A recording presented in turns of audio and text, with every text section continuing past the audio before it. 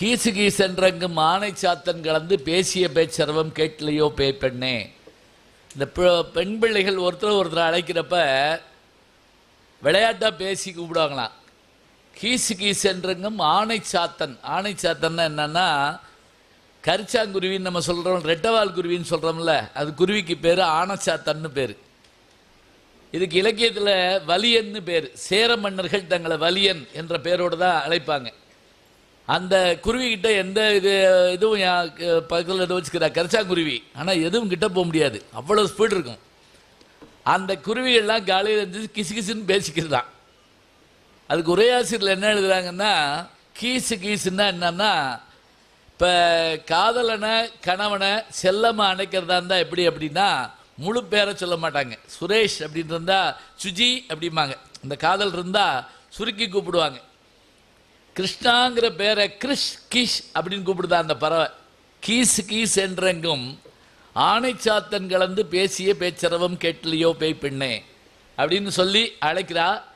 பாருங்க, ஆண்டாள் கோயிலுக்கு போகிறப்ப எல்லாரையும் கூட்டிகிட்டு போகணும்னு நினைக்கிறா. தான் பெற்ற இன்பம் பெருக வையகம்னு நினைக்கிறாங்க. டாக்டர் ஐயா அவர்களும் அவருடைய துணைவியார் அவர்களும் தாங்கள் பெற்ற மகிழ்ச்சி இந்த அகிலம் பெற வேண்டும் என்ற அந்த அற்புதமான சிந்தனையின் காரணமாக ஒரு நகைச்சுவையை நான் மட்டும் கேட்டால் பத்தாது, இந்த ஊரே கேட்கணும். அதுக்கு தான் தொலைக்காட்சி, இங்கே உட்கார்ந்துருக்கவங்க கேட்கணும். அதுக்கு தான் இந்த மன்றம். அவருக்கு எவ்வளோ வேலைகள் இருக்கும் யோசிச்சு பாருங்க. அவர் எதிர்நோக்கி எத்தனை நோயாளிகள் காத்திருப்பாங்க. அவர்களுக்கு அவர் வைத்தியம் பண்ண போகிறாரு. அதுக்கு நடுவில் இந்த நிகழ்வை அவர் நிகழ்த்திக்கிறாருன்னா இது ஒரு வகையான தானம்ங்க. அன்னதானம் போல, தண்ணீர் தானம் போல மகிழ்ச்சியை அள்ளித்தருகின்ற திரு ஸ்ரீ வெங்கடேஷ் அவர்கள், அவருடைய குடும்பத்தார் பல்லாண்டு பல்லாண்டு பல்லாயிரத்தாண்டு பல கோடி 100,000 ஆண்டு வாழணும். கைதட்டு பத்தாது, ரொம்ப நல்லா தட்டணும். இது ஒன்று தான் நம்ம செய்கிறோம், அதனால் இதை ரொம்ப சந்தோஷமாக செய்யணும். அது எதுக்காகனா, வாழ்த்துற போது நாமளும் சேர்ந்து வாழ்வோங்க. பள்ளிக்கூடத்துக்கு போயிட்டு வர்ற பிள்ளை பையன் அப்படி குடஞ்சி எடுத்து, அம்மா தா பென்சில் இன்னைக்கு கொடுத்தாங்கம்மா, திருக்குறளை எழுதியது யாருன்னு கேட்டாங்க, நீ சொல்லி கொடுத்தபடி திருவள்ளுவர்னு சொன்னம்மா, எல்லாரும் கிளாப் பண்ணாங்கம்மா, இந்த பென்சில் கொடுத்தாங்கம்மா அப்படின்னோடனே என்ன செய்யும் தெரியுங்களா, குழந்தையை தூக்கி கன்னத்தில் ஒரு முத்தம் கொடுத்து, மெச்சி உனை ஊரார் புகழ்ந்தால் மேனி சிலிர்க்குதடி, கன்னத்தில் முத்தமிட்டால் உள்ளந்தான் கல்வரி கொள்ளுதடி அப்படின்னு பிள்ளைய வாழ்த்தணும். அதை விட்டுட்டு அந்த பென்சிலை வாங்கி இப்படி திருப்பி இதான் கொடுத்தாங்களாக்கா, அந்த டீச்சர் இங்கிட்டு வரட்டும், 1.5 லட்ச ரூபா கட்டுறேன், பென்சிலை பாரு, இது நாங்கள் வாங்க மாட்டோம் பக்கம். கோல்டு மெடலை பல்கலைக்கழகத்தில் வாங்கினா தாங்க மரியாதை, ஆளு காசில் போய் வாங்கினா மரியாதையா? கோல்டு மெடலை சொல்லுங்க பார்ப்போம். அது நம்ம காசு, பல்கலைக்கழகம் தர வேண்டும். கலைமகள் மூலம் வருகின்ற திருமகளுக்குத்தான் பெருமை. சரஸ்வதி மூலமாக லட்சுமி வரணுமா? இப்போ நீங்கள் பிள்ளையை அப்படி பாராட்டினீங்கன்னா, அதுக்கு கண்ணாசன் சொல்கிறாரு, நீங்கள் எல்லாரும் கண்ணாசன் புத்தகம் கொடுத்துருக்காங்க, ரொம்ப நன்றியா. உயிரினங்கள் ஒன்றை ஒன்று வாழ்த்திடும் போது அதன் உள்ளிருந்து வாழ்த்துவது உணதருள் அன்றோ முருகா, சொல்ல சொல்ல இனிக்குதுடா. நம்ம யாரையாவது வாழ்த்தணும்னா கடவுள் உள்ள வந்து வாழ்த்த ஆரம்பிச்சுடுறாராம். அது எவ்வளோ அழகாக இருக்குது பாருங்க. அப்போ அந்த அற்புதமான பாராட்டை அவர்கள் குடும்பம் பெற வேண்டும்.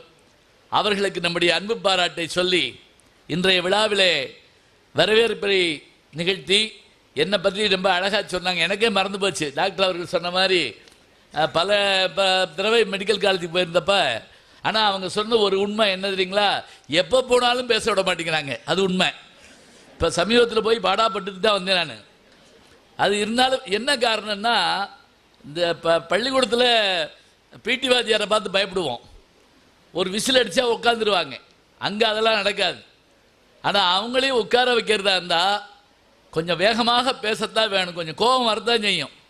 கொஞ்சம் இந்த முரடருள் அன்றோ முருகா, சொல்ல சொல்ல இனிக்குதுடா. நம்ம யாரையாவது வாழ்த்தணும்னா கடவுள் உள்ள வந்து வாழ்த்த ஆரம்பிச்சுடுறாராம். அது எவ்வளோ அழகாக இருக்குது பாருங்க. அப்போ அந்த அற்புதமான பாராட்டை அவர்கள் குடும்பம் பெற வேண்டும்.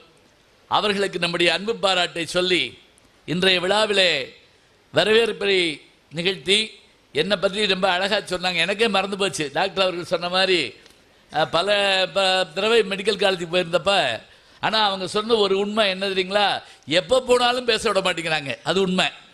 இப்போ சமீபத்தில் போய் பாடாப்பட்டு தான் வந்தேன் நான். அது இருந்தாலும் என்ன காரணம்னா, இந்த பள்ளிக்கூடத்தில் பிடி வாத்தியாரை பார்த்து பயப்படுவோம். ஒரு விசில் அடித்தா உட்காந்துருவாங்க. அங்கே அதெல்லாம் நடக்காது. ஆனால் அவங்களையும் உட்கார வைக்கிறதா இருந்தால் கொஞ்சம் வேகமாக பேசத்தான் வேணும். கொஞ்சம் கோபம் வரத்தான் செய்யும். கொஞ்சம் இந்த முரண்டு பிடிக்கிற பிள்ளைக்கு மருந்து கொடுக்குற மாதிரி தான் அது. அதை நினைவோடு ஐயா அவர்கள் நினைவு கூர்ந்தார்கள். எனக்கு மீண்டும் ஒரு மகிழ்ச்சியை அவர்களுக்கு நான் தெரிவித்துக் கொண்டு வரவேற்புரை மிகச்சிறப்பாக நிகழ்த்தினார்கள். அதே போல் தலைமையேற்றுகின்ற ராஜா மீரா ஜுவல்லர்ஸினுடைய உரிமையாளர் வணக்கத்திற்குரிய ஐயா திருமிகு வி.ஆர். நடராஜன் எம்எஸ்சி அவர்கள். குரல் அவருக்கு உண்மையிலேயே கலைஞர் ஆரம்பிக்கிற மாதிரி இருந்துச்சு. கவனிச்சிக்கலான்னு தெரில. அந்த குரல் ஆரம்பித்த உடனே நான் ரொம்ப ரொம்ப மகிழ்ந்தேன். ஏன்னா எனக்கு அந்த யாராவது எந்திரிச்சு வாசிக்க சொல்லுவேன் வகுப்பில், அவங்க படிக்கிறத பார்த்த உடனே கண்டுபிடிச்சி சொல்லிடுவேன். நீ வானொலிக்கு போவேன், நீ தொலைக்காட்சிக்கு போவ அப்படிமே. சொல்கிறதோடு விட மாட்டேன். அவங்கள கூட்டிகிட்டு போய் வானொலியில் அறிமுகம் பண்ணி பேச வைப்பேன், தொலைக்காட்சியில் அறிமுகம் பண்ணி பேச வைப்பேன். இன்னைக்கு தொலைக்காட்சியிலும் வானொலியில் அதிகமாக வானொலியை செய்தி வாசிப்பவர்கள் என் மாணவர்கள். மறந்துடாதீங்க, இது பொய் இல்லை, உண்மை, வெறும் புகழ்ச்சி இல்லை. அழகாக பேசினாங்க ஐயா அவர்கள். ஐயா அவர்களுக்கு என்னுடைய அன்பு வணக்கத்தை சொல்லி, அதே போல் முன்னிலை வைக்கின்ற வழக்கறிஞர் ஐயா வணக்கத்திற்குரிய எஸ்வி சம்பத்குமார் அவர்களுக்கும் ஐயா அவர்கள் பேசுவாங்கன்னு நினச்சேன். நேரம் கருதி அவங்க ஒரு வேளை பேசாமல் இருந்திருக்கலாம். அவர்களுக்கு என்னுடைய அன்பு பாராட்டை சொல்லி, இங்கே இந்த நிகழ்ச்சியில் ரொம்ப அற்புதமாக தொகுத்து கொடுத்துருக்கூடிய ஐயா ஜான் கணேஷ் அவர்கள் 3 ஆண்டுகளாக இது வெற்றிகரமாக நிகழ்கிறது எப்படின்னு நினச்சேன். நிறுவனர் ஐயா அவர்களுடைய பெருமை ஒன்று, மற்ற நண்பர்களுடைய பெருமை எல்லாத்தையும் காட்டிலையும். இப்போ இந்த நிகழ்ச்சியை பற்றி கருத்துரை பேசினாங்க, டீச்சர் பேசினாங்க, ஆசிரியர் பேசினாங்க. அவங்க சொன்ன மாதிரி ஜான் கணேஷ் அவர்கள் இருக்கிற வரைக்கும் இந்த மன்றம் வெள்ளி விழா, பொன் விழா, நூற்றாண்டு விழா கொண்டாடுங்க. ரொம்ப ரொம்ப பெரிய மகிழ்ச்சி. அவ்வளவு அழகாக அந்த சந்தர்ப்பத்துக்கு ஏற்றபடியாக அதை தொகுத்து கொடுக்கணும். அதே போல் மகிழ்வோர் மன்றத்தினுடைய குழுவை சார்ந்த பெருமக்கள், நிறுவனர்கள், டாக்டர் வணக்கத்திற்குரிய ஸ்ரீ வெங்கடேஷ் அவர்கள், திருமதி டாக்டர் லதா வெங்கடேஷ் அவர்கள், மன்ற இயக்குநர்கள் ஐயா காளிதாஸ் அவர்கள், அவங்க தான் என்ன முதல்ல அழைச்சாங்க, ஜான் கணேஷ் அவர்கள், மன்ற காப்பாளர்கள், நல்ல பேர் போட்டிருக்காங்க, காப்பாளர்கள் மோகன்ராஜ் அவர்கள், சேர்மத்துறை அவர்கள், துரைராஜ் அவர்கள், செல்வின் அவர்கள், ஆலோசகர் ஹரிகிருஷ்ணன் அவர்கள். மற்றும் இதில் பெரிய சிறப்பு என்னென்னா, இவ்வளோ பெருமக்கள் இங்கே வந்து காத்திருக்கிறது. இந்த பாருங்கள் எவ்வளோ பேர் நிற்கிறாங்க. இந்த கேமராவெல்லாம் ஒரு தடவை திருப்பி காட்டுங்க. ஏன்னா நின்னெல்லாம் கேட்குறாங்கன்னு சொல்லி காட்டணும். இந்த அப்படி காட்டுறப்ப நீங்கள் கை தட்டணும் அந்த நேரங்களில். அப்படியா? இவ்வளோதான் சினிமா, வேற ஒன்றும் கிடையாது. சினிமா எடுக்கிறதுனா என்னன்னா, கை தட்டுறது தனியாக எடுப்பாங்க, பேசுகிறத தனியாக எடுப்பாங்க, ரெண்டையும் சேர்த்து காட்டிடுவாங்க. அவ்வளோதான். நீங்கள் அந்நேரம் கோபமாக என்னை பார்த்துக்கிட்டு இருக்கக்கூடாது. எப்போ முடிக்க போகிறானோ, எப்போ இந்த ஆரம்பமே எப்படி நேரம் வாங்கி போச்சு அப்படின்னு சொல்லக்கூடாது. டெல்லியில் பட்டிமன்றம் பேசிக்கிட்டு இருந்தான். கீழே இருந்து ஒருத்தர் ஃபோனில் முடியலை அப்படின்னாரு. என் காலில் விழுந்துச்சு. என்னையா அப்படின்னேன். இல்லை பட்டிமன்றம் முடியலன்னு சொன்னேன் அப்படின்னாரு. சமாளிச்சிட்டாருன்னு வச்சுக்கோங்க. இருக்கட்டும், பாருங்கள், நின்று கேட்குறவங்க, அமர்ந்து கேட்குறவங்க இன்னும் பெரிய மண்டபத்தில் நடத்துவாங்க. எனக்கு நம்பிக்கை இருக்குது. டாக்டர் அவர்களுடைய நினச்சா நிச்சயமாக ஊரே கூப்பிட்டு அவ்வளோ பேரையும் பிரமாதமாக சிரிக்க வைக்கக்கூடிய நிகழ்ச்சி நடக்கத்தான் போகுது. அதே போல் மன்றத்தை தந்திருக்க அந்த திருமண மண்டபத்தை நமக்கு வழங்கியிருக்கக்கூடிய ஐயா அவர்கள், அவங்களுக்கு ஒன்று சொல்கிறேன் ஐயா, உங்களுக்கு ஒரு ரொம்ப பெருமை உண்டு. எப்படின்னா, திருச்சியில் நகைச்சுவை மன்றத்தை ஆரம்பித்தப்போ நான் 15 மாவட்டங்களுக்கு மேலே நகைச்சுவை மன்றங்களை தொடங்கியிருக்கேன். திருச்சியில் ஒரு மண்டபத்தில் போய் கேட்டோம். அவங்க கொஞ்சம் தயங்கினாங்க. மண்டபத்தை நீங்கள் நகைச்சுவை மன்றம் கேட்குறீங்களே, மாதம் நடத்த முடியுமா எங்களுக்கு அப்படின்னு கேட்டாங்க. சரின்ட்டு அப்புறம் நான் பேச ஆரம்பித்தப்போ சொன்னேன் என்ன அப்படின்னா, இங்கே இந்த ஒரு நாள் நிகழ்ச்சியில் ஒரு 300 பேர் கைதட்டி சிரித்து சந்தோஷப்பட்டு போகிறாங்கல்ல, இந்த வைப்ரேஷன் இந்த செவத்தில் இருக்கும். ஞாபகம் வச்சுக்கோங்க, இந்த வைப்ரேஷன் செவத்தில் இருக்கும். உள்ளே அப்படி கால் எடுத்து வைக்கிற போது அந்த அலை வந்து நம்ம மேலே படும். இப்போ 2.0 பார்த்தீங்களா, ஒரு 6ஆவை எழுப்பிட்டா அப்படிங்கிறாங்க இல்லையா, உள்ளேருந்து ஒன்று எழுப்பலாம். அது மாதிரி மகிழ்ச்சி அலை அப்படியே கிளம்பி வருமா. அது மாதிரி இத்தனை பேர் சிரிக்கக்கூடிய சிரிப்பு ஐயா உங்கள் மண்டபத்தில் எப்பயும் தங்கியிருக்குமையா, நல்ல மகிழ்ச்சியாக இருக்கு. எனக்கு இங்கே வர்ற போதெல்லாம் என்னை வரவேற்கக்கூடிய ஐயா ராஜரத்னம் அவர்கள் இந்த இருக்காங்க. ஒரு 25 ஆண்டுகளுக்கு முதல்ல என்னை கூட்டிகிட்டு வந்து இங்கே பட்டிமன்றம் பேச வச்சுருக்காங்க. இன்றைக்கும் எப்போ பார்த்தாலும் பார்க்குறதுல ஒரு மகிழ்ச்சி. எனக்கு ஒரு ஆச்சரியம் என்னென்னா, அப்போ எவ்வளோ வயசு இருந்தாலும் அதே மாதிரியே அவர் இருக்கார். இன்னும் கூட 2 வயசு கம்மியாயிருக்காருன்னு நினைக்கிறேன். நல்லது அது. இந்த பாருங்க, மனசில் மகிழ்ச்சி இருந்தால் நமக்கு வயசே தெரியாதுங்க. உண்மையிலேயே அதுதான். சந்தோஷமாக இருக்கிற ஆளுக்கு வயசு ஒருபோது வராது. இப்போ என்னைய வேற இவர் 63 வயசு 63 வயசு விடாமல் நான் அதை சொல்லலாம்னு பார்த்தேன். இப்போ நான் ஒருத்தர் அறிமுகப்படுத்துகிறப்ப இவர் என் நண்பருங்க, என்னுடைய 30 ஆண்டு கால நண்பர் அப்படின்னு அவர் ஒடியாந்து என் கையை பிடிச்சிட்டார். இந்தா என் வயசே 30 தான் சொல்லிட்டு இருக்கேன் நான். அப்புறம் 30 ஆண்டு கால நண்பர்னா 2 பேரும் ஒன்றா பிறந்தோம் பெட்டில் அப்படின்றாரு. நான் எப்படி சொல்லணும்னு கேட்டேன். அவரை எனக்கு சில ஆண்டுகளாக தெரியும், இவரை எனக்கு பல ஆண்டுகளாக தெரியும். பல ஆண்டுகள் தான் எவ்வளவு இருக்கலாம், சில ஆண்டுகள் தான் அப்படி சொல்லணுமே தவிர கடந்த 42 ஆண்டுகளாக அப்படின்னா போச்சுல்ல. இவர் இப்போ விடாமல் பார்த்தீங்கன்னா 63 நாயன்மாரை கூட அப்படி சொல்லிருக்க மாட்டார் வீட்டுக்கு.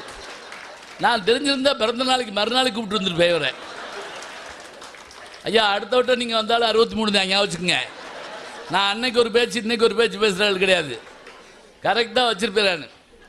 இவ்வளோ இதே மாதிரி இப்போ இங்கே வந்திருக்கக்கூடிய மக்கள் எவ்வளவு கஷ்டங்கள் இருக்குங்க, எவ்வளவு கோபங்கள், எவ்வளவு சங்கடங்கள், எவ்வளவு நோய்கள். அதுவும் இங்கே இந்த குழந்தைகளை சொன்னாங்க, ஒவ்வொருத்தருக்கும் ஒவ்வொரு திறமை. 234 தொகுதி ஒரு சொந்த சின்ன குழந்தை சொல்லிச்சான். எனக்கு நான் நடுங்கி போனேன். என்னை யாராவது கேட்டுவிட்டாங்கன்னு என்ன பண்ணுறது?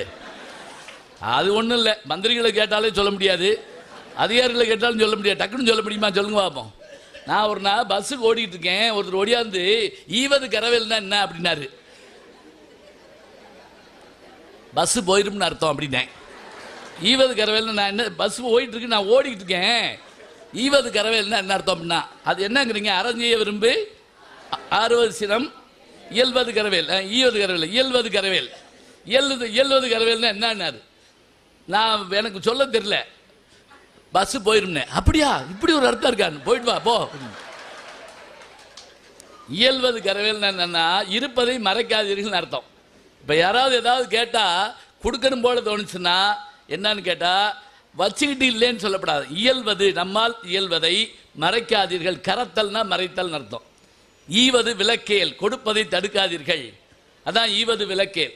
இப்போ இது மாதிரி எவ்வளவோ விஷயங்கள், கோபங்கள், தாபங்கள் இவ்வளவு இருக்குங்க. அத்தனையும் தாண்டி வந்து உட்கார்ந்து ஒரு மாதத்தில் ஒரு நாள் சிரித்தாலே எல்லா வகையான நோய்களும் போயிடும். எனக்கு ஒரு ஆச்சரியம் என்னன்னா, வாய் விட்டு சிரித்தால் போயிடும், நோய் விட்டு போயிடும் தெரிஞ்ச பிறகு டாக்டர் நடத்துறாருன்னா அவர் எவ்வளோ பெரிய தைரியசாலி. அவரை பொறுத்த மட்டும் என்ன, நோயாளி முக்கியம் இல்லை, மக்கள் மகிழ்ச்சியாக இருக்கணும், அதுதான் முக்கியம். நான் உண்மையாக நம்புறதுங்க, கடவுளுக்கு அடுத்தபடியாக நம் நாட்டில் மருத்துவர்களைத்தான் நாம் கையெடுத்து வணங்குகின்றோம். ஞாபகம் வச்சுக்கோங்க. ஏன் தெரியுமா? வலியோடு வரக்கூடிய ஒருத்தனை அந்த வேதனையை போக்குற தன்மை அவர்களுக்கு இருக்கு. இறைவன் மாதிரி அவர்கள். நான் புகழுக்காக சொல்றேன்னு இல்லை, நான் அனுபவிச்சிருக்கோம். போகிற போது அந்த வேதனையும் அது முடிஞ்ச உடனே டாக்டர் அப்படி இப்படி கையை பிடிச்சிட்டு நன்றி சொல்லிட்டு வர்றேன் பாருங்க, அது மாதிரி கிடைக்காது. அதே போல் என்னை அறிமுகம் பண்ணதை பற்றியும் சொன்னாங்க.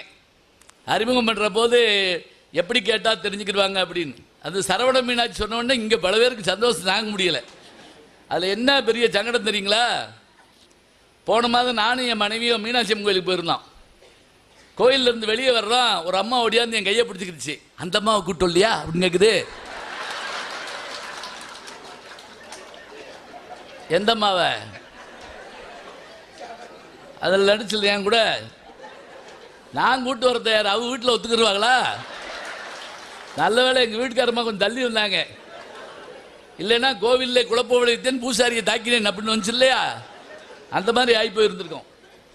படங்கள் எப்படின்னா ஈஸியாக ஞாபகத்துக்கு வர்றதுக்காக சொல்கிற போது டக்கு டக்குன்னு சொன்ன உடனே நினைவாற்றல் அப்படி கொண்டு வரணும், அதுக்காக தான். இன்னொரு விஷயம் என்ன, நான் எத்தனை வேலை பார்த்தாலும், நடித்தாலும், பேசினாலும், சின்ன திரையில் வந்தாலும், வண்ணத்திரையில் வந்தாலும், உலக பயணம் செஞ்சாலும் எல்லாத்த காட்டிலும் நான் சிறப்பாக நினைக்கிறது தெரியுங்களா? வகுப்பறையில் மாணவர்களுக்கு பாடம் சொன்ன பேராசிரியர் என்பது தான் எனக்கு பெருமைங்க. ரொம்ப சுலபமாக சொல்கிறேனே, பேராசிரியராக இருந்து ஜனாதிபதியானவர் ஒருவர், ஜனாதிபதியாக இருந்தும் கூட ஓய்வு பெற்ற பிறகு பேராசிரியராக மாறியவர் ஒருவர். 2 பேரும் நம்ம நாட்டுக்காரங்க. அதில் 2 பேரில் 2 பேரும், ஒருத்தர் ஆந்திராக்காரர், ஒரு தமிழ்நாட்டுக்காரர். முதல்ல சொன்னவர் யார் தெரியுங்களா? சர்வப்பள்ளி ராதாகிருஷ்ணன். ஒன்றும் சும்மா கூடத்தில் சொல்லிவிடுங்க, ஒன்றும் தப்பாக தெரியாது. இப்போ தேசிய கீதத்தை எல்லாரும் ஏன் சேர்ந்து பாடுறோம்? எல்லாருக்கும் தனித்தனியாக மொத்தமாக தெரியாது. ஜெயகையில் வந்து சேர்ந்துக்கிடுவாங்க, பார்த்துருக்கீங்களா? ஆரம்பிச்சு விட்டுட்டு அப்புறம் கடைசியாக ஜேஏகே அது உச்சத்தில் வரும். ஏன்னா அது ஒன்று தான் தெரிஞ்சது. சர்வப்பள்ளிங்கிறது அவர் ஊர் சர்வப்பள்ளி ராதாகிருஷ்ணன் அவர்கள். 63 பல்கலைக்கழகங்கள் அவருக்கு பட்டம் கொடுத்துருக்கீங்க. 63 பல்கலைக்கழகங்கள், டாக்டர் உலக பல்கலைக்கழகம். அவருடைய நூல்கள் வந்து அவ்வளோ பிரமாதமாக, தத்துவ ஞானி ராதாகிருஷ்ணன். அதோடு மட்டும் இல்லை, அவருடைய அறிவு எப்படிப்பட்டதுன்னா, எப்படிங்க, சில பேர்ட்டு ஏதாவது கேள்வி கேட்க போகிறோம்னா கொஞ்சம் முன்னாடி சொல்லியிருக்க கூடாதாங்க, ஏங்க நீங்கள் வாட்டுக்கு அங்கே போய் அந்த கேள்வி கேட்டுவிட்டீங்க அப்படி இப்படிம்பாங்க. ஆனால் அவர் எப்படி தெரியுங்களா? இந்த 2 பேருக்கு உதாரணம் சொல்கிறேன் பாருங்க. இவருடைய பிறந்தநாளை தான் நம்ம வந்து ஆசிரியர் தினமாக கொண்டாடுறோம். செப்டம்பர் 5 லண்டனில் ஒரு மீட்டிங் நடக்குது. அந்த மீட்டிங்கில் இவர் ஜனாதிபதியாக போயிருக்காரு. பேட்டி எடுக்கிறதுக்காக நிருபர்கள் வருவாங்க. ஏதாவது ஒன்று கேட்பாங்க, படக்குன்னு கேட்டுவிடுவாங்க. அதுவும் அந்த நிருபர்கள் பேட்டியில் சமாளித்து பதில் சொல்கிறது பெரிய கஷ்டம். ஒரு தடவை என்கிட்ட ஒரு பேட்டி எடுத்தார். எனக்கு இதை பற்றி தெரியாதுங்க அப்படின்னு. அதை அப்படியே எழுதிக்கிறவா அப்படின்னாரு. அப்படின்னா என்ன அர்த்தம்னு? இவருக்கு எதுவும் தெரியாதுன்னு எழுதுவேன் அப்படின்னாரு. இதை போய் எழுத சொல்லுவாங்க. சர்வப்பள்ளி ராதாகிருஷ்ணன் கேள்வி கேட்டாங்களாங்க. இப்போ நம்ம ஊர்களெல்லாம் ஜாதி மதம் சொல்கிறோம் இல்லைங்களா? மேல்நாடுகளில் ஜாதி கிடையாது. அங்கே இனம்னா என்ன? ரேஸ், கலர் தான் முக்கியம். வெள்ளையாக இருந்தால் வெள்ளைக்காரவங்க, கருப்பாக இருந்தால் பிளாக், நீக்ரோக்கள்னு பேர். கருப்பர்கள் வெள்ளைக்காரர்கள் 2 பிரிவு தான் உலகத்தில். நம்ம ஊர்களில் தான் ஜாதி பிரிவெல்லாம் வச்சுருக்கோம். இப்போ சர்வப்பள்ளி ராதாகிருஷ்ணன்ட்ட ஒரு வெள்ளைக்காரர் நிருபர் எந்திரிச்சு கேள்வி கேட்குறாரு. எப்படி தெரியுங்களா? இந்த பாருங்க, நாங்கள்லாம் வெள்ளைக்காரவங்க, வெள்ளை வெளையர்ன்னு இருக்கோம். கருப்பர்கள் கண்ணங்கரையர்ன்னு இருக்காங்க. இந்த உலகத்தில் 2 தான், வெள்ளை கருப்பு. இந்தியர்களாகிய நீங்கள் எங்களை மாதிரி வெள்ளை விளையாடணும் இல்லை, கருப்பர்கள் மாதிரி கண்ணங்கரையர்னும் இல்லை. அப்போ நீங்கள் யார்? நல்லா கவனிங்க. அவன் நம்மளை நாட்டையே சேர்த்து ஒரு போடுறான் கேள்வியில். இப்போ இவர் பதில் சொல்லணும். எப்படி சொல்கிறது? அவன் கேட்ட கேள்வி என்ன? ஏன் எங்களை மாதிரி நீங்கள் வெள்ளைக்காரங்களாம் இல்லை, அவங்கள மாதிரி கருப்பாகவும் இல்லை, அப்படின்னா நீங்கள் யார்? அதுக்கு அவர் அப்படியே ஒரு நிமிஷம் அப்படி யோசிச்சுட்டு சொன்னாருங்க. கடவுள் சில ரொட்டிகளை சுட்டார். கடவுள் ரொட்டி கடை வச்சுதான் நினைக்க வேண்டாம். மனுஷனை நம்ம ஊரில் சொல்லுவோம்ல, இறைவன் 2 பொம்மைகள் செய்தான் தான் விளையாட, அவை 2ம் சேர்ந்த ஒரு பொம்மையை செய்தன தாம் விளையாட அப்படிம்பார் கண்ணாசன். இறைவன் 2 பொம்மைகள் செய்தான் தான் விளையாட. கடவுள் படித்த பொம்மை தானே நம்ம. அது அவர் சொல்றாரு, கடவுள் சில ரொட்டிகளை சுட்டார். கேட்ட கேள்வி என்ன? வெள்ளையா கருப்பான்னு கேட்டிருக்கான். இவர் சொல்றாரு, சில ரொட்டிகளை சுட்டார். சில ரொட்டி வேகவே இல்லை, மாவு. அதான் நீங்க யார வெள்ளைக்காரக்கில்ல. சில ரொட்டி கருகி போச்சு. அவங்க ஒழுங்கா வந்தவங்க நாங்க தான். நினைச்சு பாருங்க. எந்த இடத்திலும் நம் மொழியை, நம் இனத்தை, நம் தேசத்தை யாரும் இழிவாக பேசிவிடக்கூடாது. அதுதான் உண்மை. நான் இங்கே பிறந்திருக்கவே கூடாது. சில ஒன்று என்ன அப்ளிகேஷனை ஓட்டு கூப்பிட்டாங்க கோயில்பேட்டில் 3வது தெருவில் பிறகு அப்படின்னு சொல்லி. இல்லை கடவுள் என்னைக்காவது நம்மளை கேட்டுக்காரா? எப்பா எங்கே போய் பிறக்க போகிறேன்னு கேட்டால் என்ன செய்வோம்? நான் வாத்தியார் வீட்டில் பிறக்கிறேன் என்ன சொல்லுவேன்? ஐஸ்வர்யா ராய் வீட்டில் போட்டு விட்ருங்க, பூனைக்குட்டியாக கூட போடுங்க, போட்டோ எடுத்து போடுவாங்க சொல்லுவோம்ல. அதனால நம்ம கேட்கறது இல்லை. நம்மளை கேட்கறதுக்கு சான்ஸ் கொடுக்கல கடவுள். கேளாதே வந்து கிளைகளாகி தோன்றி வாழாதே போவரால் மாந்தர்கள். பயப்படாதீங்க, இது பாட்டு தான். நாலடியார்னு ஒரு நூல் இருக்கு. திடீர்னு வேற மொழியில் பேசுறாருன்னு நினைக்கப்படாது. கேளாதே, நல்ல தமிழுங்க. கேளாதே, ஏலே கேட்காம ஏண்டா வீட்டுக்கு வந்த சொல்றோம்ல. கேளாதே வந்து கிளைகளாகி தோன்றி. அவங்க மேடம் சொன்னாங்க பாருங்க அழகா, இது விதை விருட்சமாக கிளைகளாக வளர்ந்துருக்குன்னு சொன்னாங்கல்ல. அதுபோல நாம் கேளாதே வருகிறோம், கிளைகளாய் பிரிகிறோம், சுற்றமாய் வாழ்கிறோம். வாழாதே போறப்ப சொல்லிட்டு போறோமா? இல்லை. கேட்டுட்டு வர்றதில்லை, சொல்லிட்டு போறதில்லை. தான் வாழ்க்கையினுடைய அற்புதமான விஷயம். யார்த்தையும் கேட்டுட்டு வர்றதா கிடையாது, சொல்லிட்டு போறோமா? எல்லாருக்கும் டேட் ஆஃப் பர்த் தெரியும்ல, டேட் ஆஃப் டெத் எவனுக்கும் தெரியாது, தெரியக்கூடாது. ஞாபகம் வச்சுக்குங்க. தெரிஞ்சா சந்தோஷமா இருப்போமா? நொந்து செத்து போவேன். அதில் சில பேர் சந்தோஷமா இருப்பாங்க. நானாவது டிசம்பர், அவன் பிப்ரவரி, 2வது மாதமே போயிடுவான். அப்புறம் மாடியில் ஏறி எழுதி சொல்லுவாங்க, இந்த நவம்பர் 6 போகிறான் பாரு, அக்டோபர் 8. சில பேர் நம்ம வீட்டுக்கு இன்னைக்கு உங்கள் டேட் அப்படிமா. அந்த நாட்கள் தெரியாமல் இருக்கிறது எவ்வளோ சந்தோஷங்க.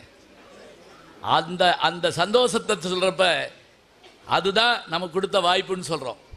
அதை நம்ம பயன்படுத்திக்கிறணும். இருக்கக்கூடிய நாட்கள் எல்லாவற்றையும் மகிழ்ச்சிகரமாக தொடங்குதல், நல்ல விஷயங்களை சிந்தித்தல். இப்போ எங்கள் குடும்பத்தோடு ஒரு தடவை பேட்டி எடுத்தாங்க.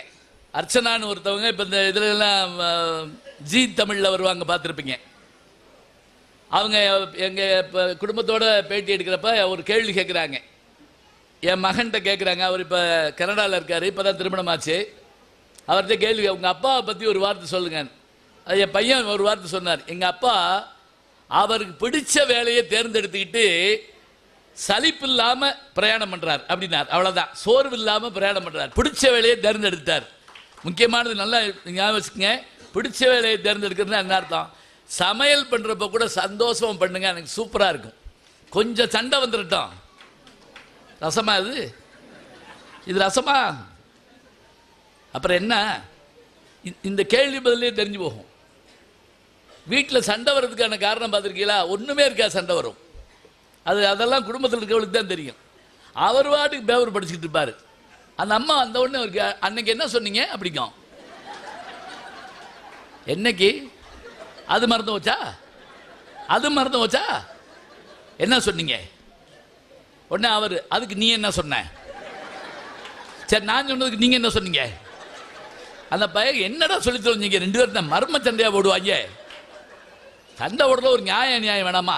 அன்னைக்கு என்ன சொன்னீங்கன்னா என்ன சொல்லணும்னு யார் எப்படி மறந்து ஞாபகத்துக்கு வரும்?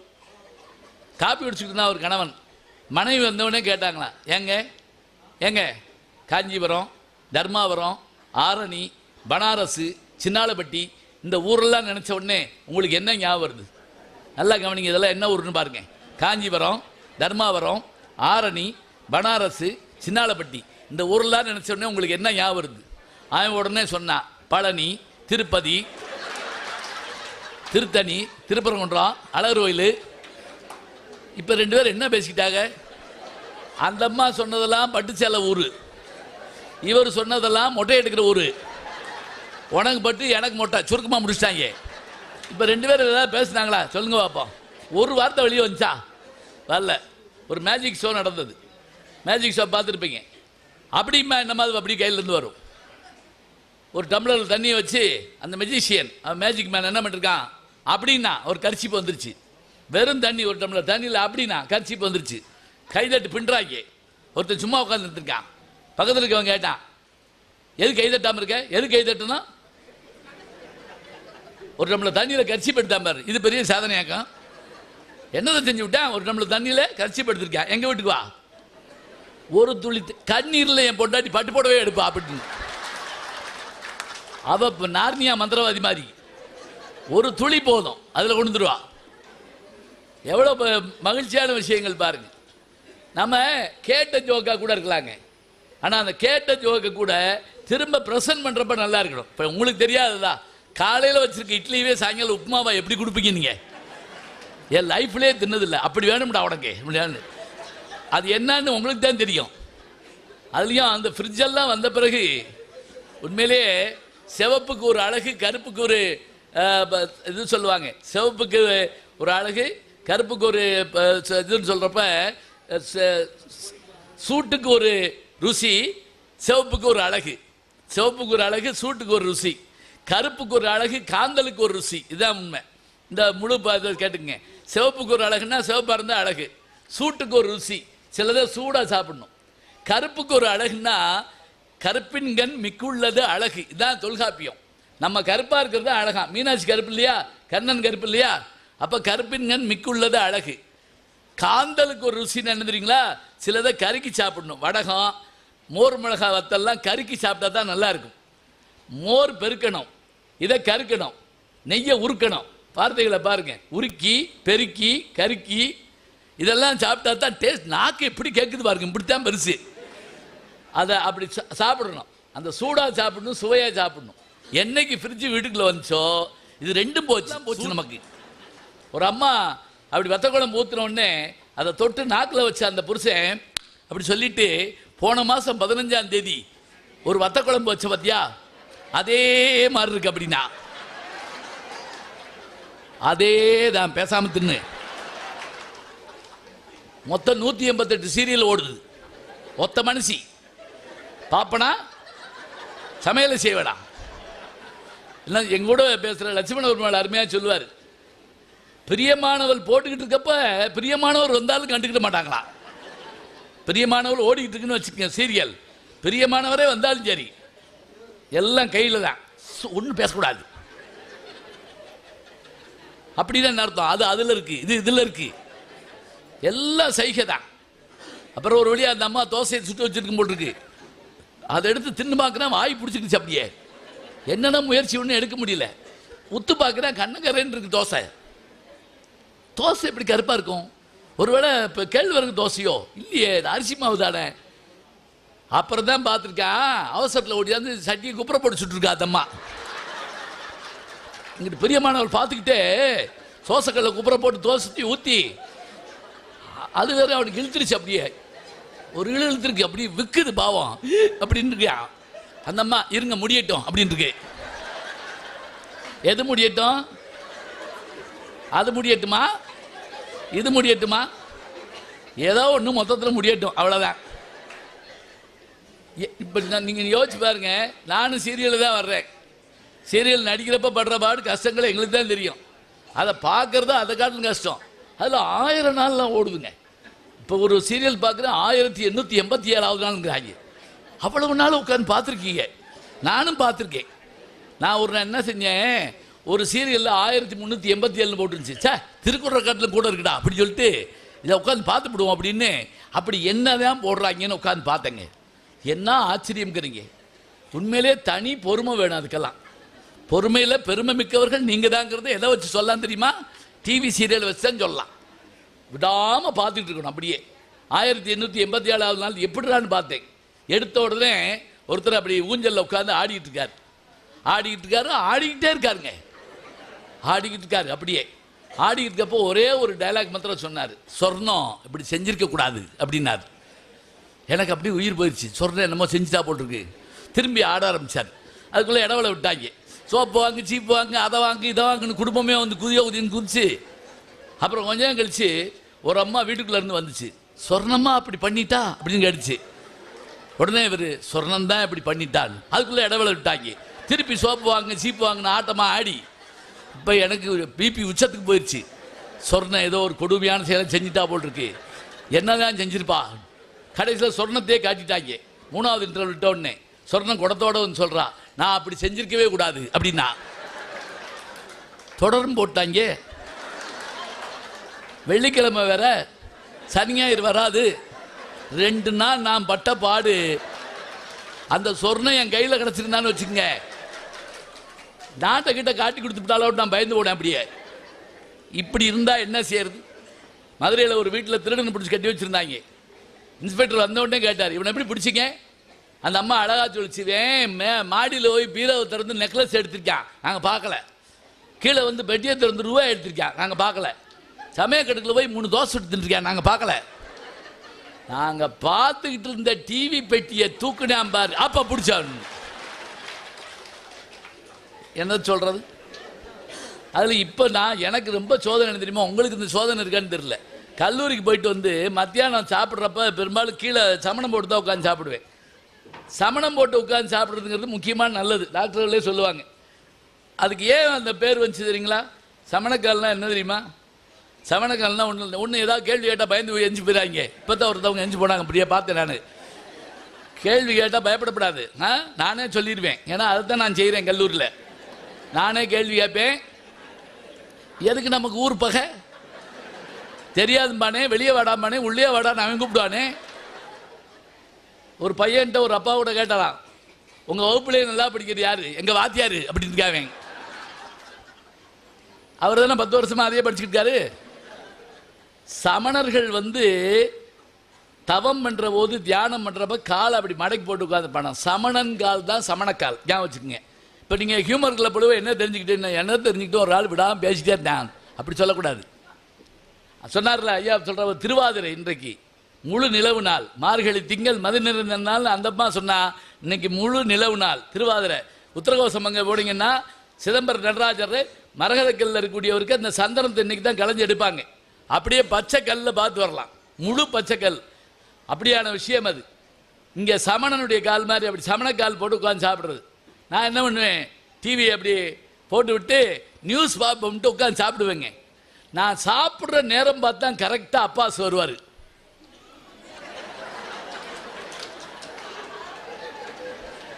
ரெண்டு வாளியை தூக்கிட்டு டாய்லெட் கழுவுறது பூரா விடாமல் காட்டுவாங்க. அதில் இதை ஊற்றி இப்படி கிட்னே நுறையா சாம்பார் திம்மான வேணா சொல்லுங்க பார்ப்போம். அதில் ஒரு அம்மா கையை வேற வச்சு இப்படி எடுத்து பார்த்துக்கிட்டு இருக்கு. நல்ல வேளை மூஞ்சியை உள்ளே விடாமல் போச்சு உள்ள. இந்த நீங்கள் கேட்பீங்க, இது ஏன் பார்க்க, நான் என்ன இதை பார்க்க உட்காந்துருந்தேன். எங்கள் வீட்டு டிவியாக போச்சு, அது இன்னும் பணம் கட்டாமல் இருக்கேன், இல்லாட்டி உடச்சே விடுவேன். அப்படியே என்ன காரணம்னா, அந்தந்த இதை ஒருத்து வச்சுக்கிட்டு தான் நம்ம அதுக்கேற்றபடியாக வேலைகளை பார்க்கணும். அதுதான் நமக்கு எப்போவும் சந்தோஷத்தை கொடுக்கும், மகிழ்ச்சியை கொடுக்கும். அப்போ 24 மணி நேரம் நம்ம இருக்கோம்னு சொன்னால், இந்த 24 நான் ஸ்டாப் கொண்டாட்டம்ங்கிறாங்க. அப்படிலாம் இல்லைங்க, சிரிச்சிடணும். சிரிச்சுட்டு அப்புறம் யோசிச்சு பார்த்துட்டு இது நல்லா இருந்தது அப்படின்னா அதை அடுத்த ஆள்கிட்ட சொல்கிறப்ப அது 2 பங்கு அப்படி மகிழ்ச்சியாக மாறி போகும். இப்போ மகிழ்வோர் மன்றத்தினுடைய பெரிய பணி என்ன தெரியுமா? எங்கள் நகைச்சுவை மன்றத்தினுடைய பெரிய பணி, இங்கே ஒன்றை கேட்குறீங்கல்ல, அது அடுத்த ஆள்கிட்ட சொல்கிறப்ப அவர் கேட்டு சிரிக்கணும். அவரும் உங்களை முறைச்சி பார்க்கக்கூடாது. அதுவும் சின்ன குழந்தைகள் இப்போ இந்த மேடைகளில் நாங்கள் கையில் இந்த மைக் வச்சுருந்தாங்க, குழந்தைகளை கூப்பிட்டு மேடையில் ஜோக் சொல்ல விட்டால் என்ன அழகாக சொல்லுது. அதில் ஒரு குழந்தை எங்கள் ஹியூமர் கிளப்பில் சொல்லிச்சு. அதுக்கு 3 வயசு கூட இருக்காதுங்க. இப்படி மைக்கை பிடிச்சோன்னு சொல்லுது, ஒருத்தர் தலையில் இருக்க முடியெல்லாம் கொட்டிடுத்தான், ஏன்னா இளையுதிர் காலமா, ஏன்னா அது மரமண்டை அப்படின்னு சொல்லிச்சு. தேங்க்யூ அப்படின்னு போயிடுச்சு. இந்த மரமண்டைன்னு சொல்லி முடித்த உடனே அது உயரமும் பேச்சு என்ன அழகு பாருங்க. அது மழலை இருக்கு இல்லையா, அது அழகாக சொல்லுவாங்க. குழல் இனிது யாழ் இனிது என்பர்தம் மக்கள் மழலை சொல் கேளாதவர். குழல்ங்கிறது என்னது? காற்று கருவி. உலகத்தில் 3 கருவி தாங்க உண்டு. காற்று கருவி, கம்பி கருவி, தோல் கருவி. காற்று கருவி புல்லாங்குழல், நாதசுரம். கம்பி கருவி யாழ், வீணை. தோல் கருவி மத்தளம், மிருதங்கம். இதெல்லாம் பறை எல்லாம் சொல்கிறோம்ல, இதெல்லாம். இது 3ஐயும் கண்டுபிடிச்சவன் தமிழன் தான். எப்படி ஆதாரம்ங்கிறீங்களா? என்ன ஆதாரம்? எதை எடுத்தாலும் தமிழன் தான் கண்டுபிடிச்சான், தமிழன் தான் கண்டுபிடிச்சான் சொல்லப்படாது, ஆதாரத்தோடு சொல்லணும். இந்த 3லையுமே சிறப்பு லகரம் இருக்கு, ஞாபகம் வச்சுக்கோங்க. குழல் சிறப்பு லகரம். மொத்தம் தமிழில் 3 லகரம் இருக்கு தெரியுமா? அப்படியா? ஒரு வயலும் சொல்லலை அப்படி சொல்லக்கூடாது. 3 லகரம் இருக்கு. லா, லட்டு எழுதுறோம்ல, லதா, ல முதல் லகரம். பள்ளிக்கூடம் எழுதுறோம் இல்லையா, 2வது லகரம். அதுக்கு பேர் பொது லகரம்னு பேர். லகரம், குண்டு லகரத்துக்கு பேர் லகரம். பொது லகரம்னு அர்த்தம்னா வடமொழியிலையும் இந்த லகரம் வரும், தமிழ் மொழியிலையும் வரும். அதனால பொது, காமன் அப்படி வச்சுக்கோங்க. சிறப்பு லகரம் தமிழுக்கு மட்டும்தான் வரும். வாழைப்பழம் அப்படி சொல்லணும். எத்தனை பேர் சொல்கிறோம்? ஆத்தியார் சொல்லி கொடுத்தாரு. வாழைப்பழம் ஒரு வகை இருந்துச்சு, வாழைப்பயம் அப்படின்னு இருக்கா. வாழைப்பழம், வாழைப்பயம். உங்கள் அப்பா கூப்பிட்டு வாப்போ. அவள் அப்பா வந்துட்டு, என்ன அவன் மகன் வாழைப்பழம் சொல்லி கொடுத்தா வாழைப்பயம்னு சொல்கிறான். அவர் உடனே அது எங்கே பயக்க வயக்கம் அப்படின்னு இருக்காரு. ஆத்தியாருக்கு ஓரளவு புரிஞ்சு போச்சு. உங்களுக்கு சொந்த ஊர் எங்கன்னாரு, கிழக்கே அப்படின்னு. அந்த ஆள் இங்கே எதுக்கு வந்த? பொயக்கே போ, அவ்வளோதான், முடிஞ்சு போச்சு. வரவே இல்லை. இப்போ பாருங்க, குழல் காற்று கருவி, யாழ் கம்பிக்கருவி, முழவு. முழவுன்னு என்ன தெரியுங்களா? மிருதங்கம் மாதிரி ஒரு கருவி. நான் சொல்லல, திருஞான சம்பந்தர் சொல்கிறார். திருவையாறுன்னு ஒரு ஊர் இருக்குது தஞ்சாவூர் பக்கத்தில். 5 நதி சேர்ற இடம், ஐயாரப்பன் இருக்கிற இடம். 5 நதிகள் பாயிற இடம். பஞ்ச நதிகள் வரக்கூடிய பஞ்சாப் சொல்கிறோம்ல, அது மாதிரி தமிழ்நாட்டில் காவிரியின் கிளை நதிகள் 5 ஒன்று சேர்ற இடம் இருக்குது. அதான் திருவையாறு. அந்த ஊருக்குள்ளே நுழையிற போது அவ்வளோ அழகாக இருக்குமா. ஒரு பக்கம் வீணை வாசிப்பாங்களாம், ஒரு பக்கம் யாழ் வாசிப்பாங்களாம், ஒரு பக்கம் பரதநாட்டியம் நடக்குமா. இப்போ நம்ம ஊருக்குள்ளே வர்றப்பே கண்டுபிடிச்சி விடலாம்ல. ஊருக்குள்ளே நுழையிறப்பே ஒருத்தர் மிரட்டிக்கிட்டு ஓடுறான்னு வச்சுக்கோங்க, வெட்டுறதுக்கு எப்படி இருக்கும்? உள்ளே போவானா வேணாவது? இங்கே பாருங்க, இவர் உள்ளே நுழையிறாரு. ஒரு பக்கம் யாழ் வாசிக்கிற சத்தம், இன்னொரு பக்கம் குழல் வாசிக்கிற சத்தம், முழவு வாசிக்கிற சத்தம். அந்த சத்தத்தை கேட்டுட்டு முழவு சத்தம் எப்படி கேட்குமா? தும் தும் தும் தும் சத்தம் கேட்குமா. இந்த சத்தத்தை கேட்டவுடனே அங்கே இருந்த குரங்கெல்லாம் என்ன பண்ணிச்சா, மரத்தில் ஏறி கையை இப்படி வச்சு இப்படி மழை வருதான்னு பார்க்குதான். குரங்கு பார்த்தீங்களா, மழை வருதான்னு இப்படி பார்க்குதான். இப்போ நம்ம பார்ப்போம் தெரியுங்களா, வெயிலாக இருந்தால் அது இப்படி இப்படி வச்சு பார்ப்போம்ல. நம்மளை மாதிரி குரங்கு பார்க்குன்னு சொல்லலாமா? சொல்லக்கூடாது.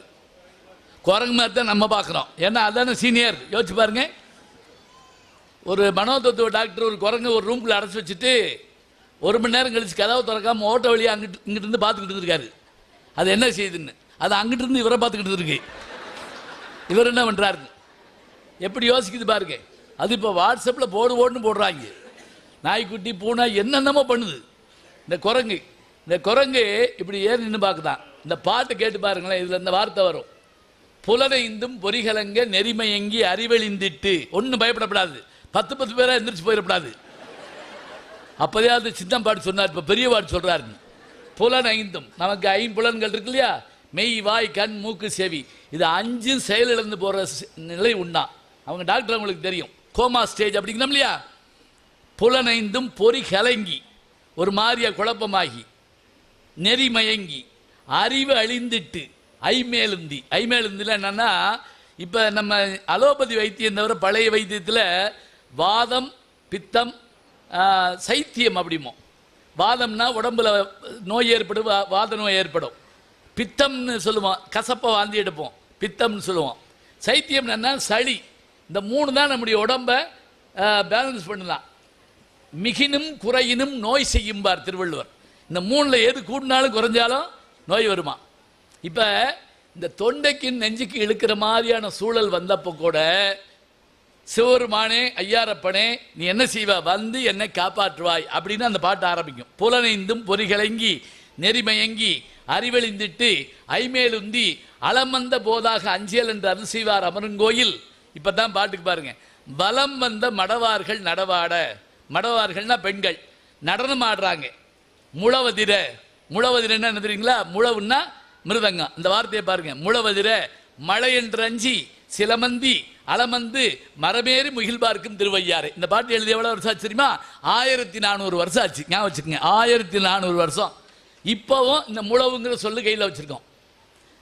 ஏன் இன்னைக்கும் திருஞான சம்பந்தர் பயன்படுத்துகிற சொல்லு நம்மகிட்ட இருக்கு தெரியுமா உங்களுக்கு?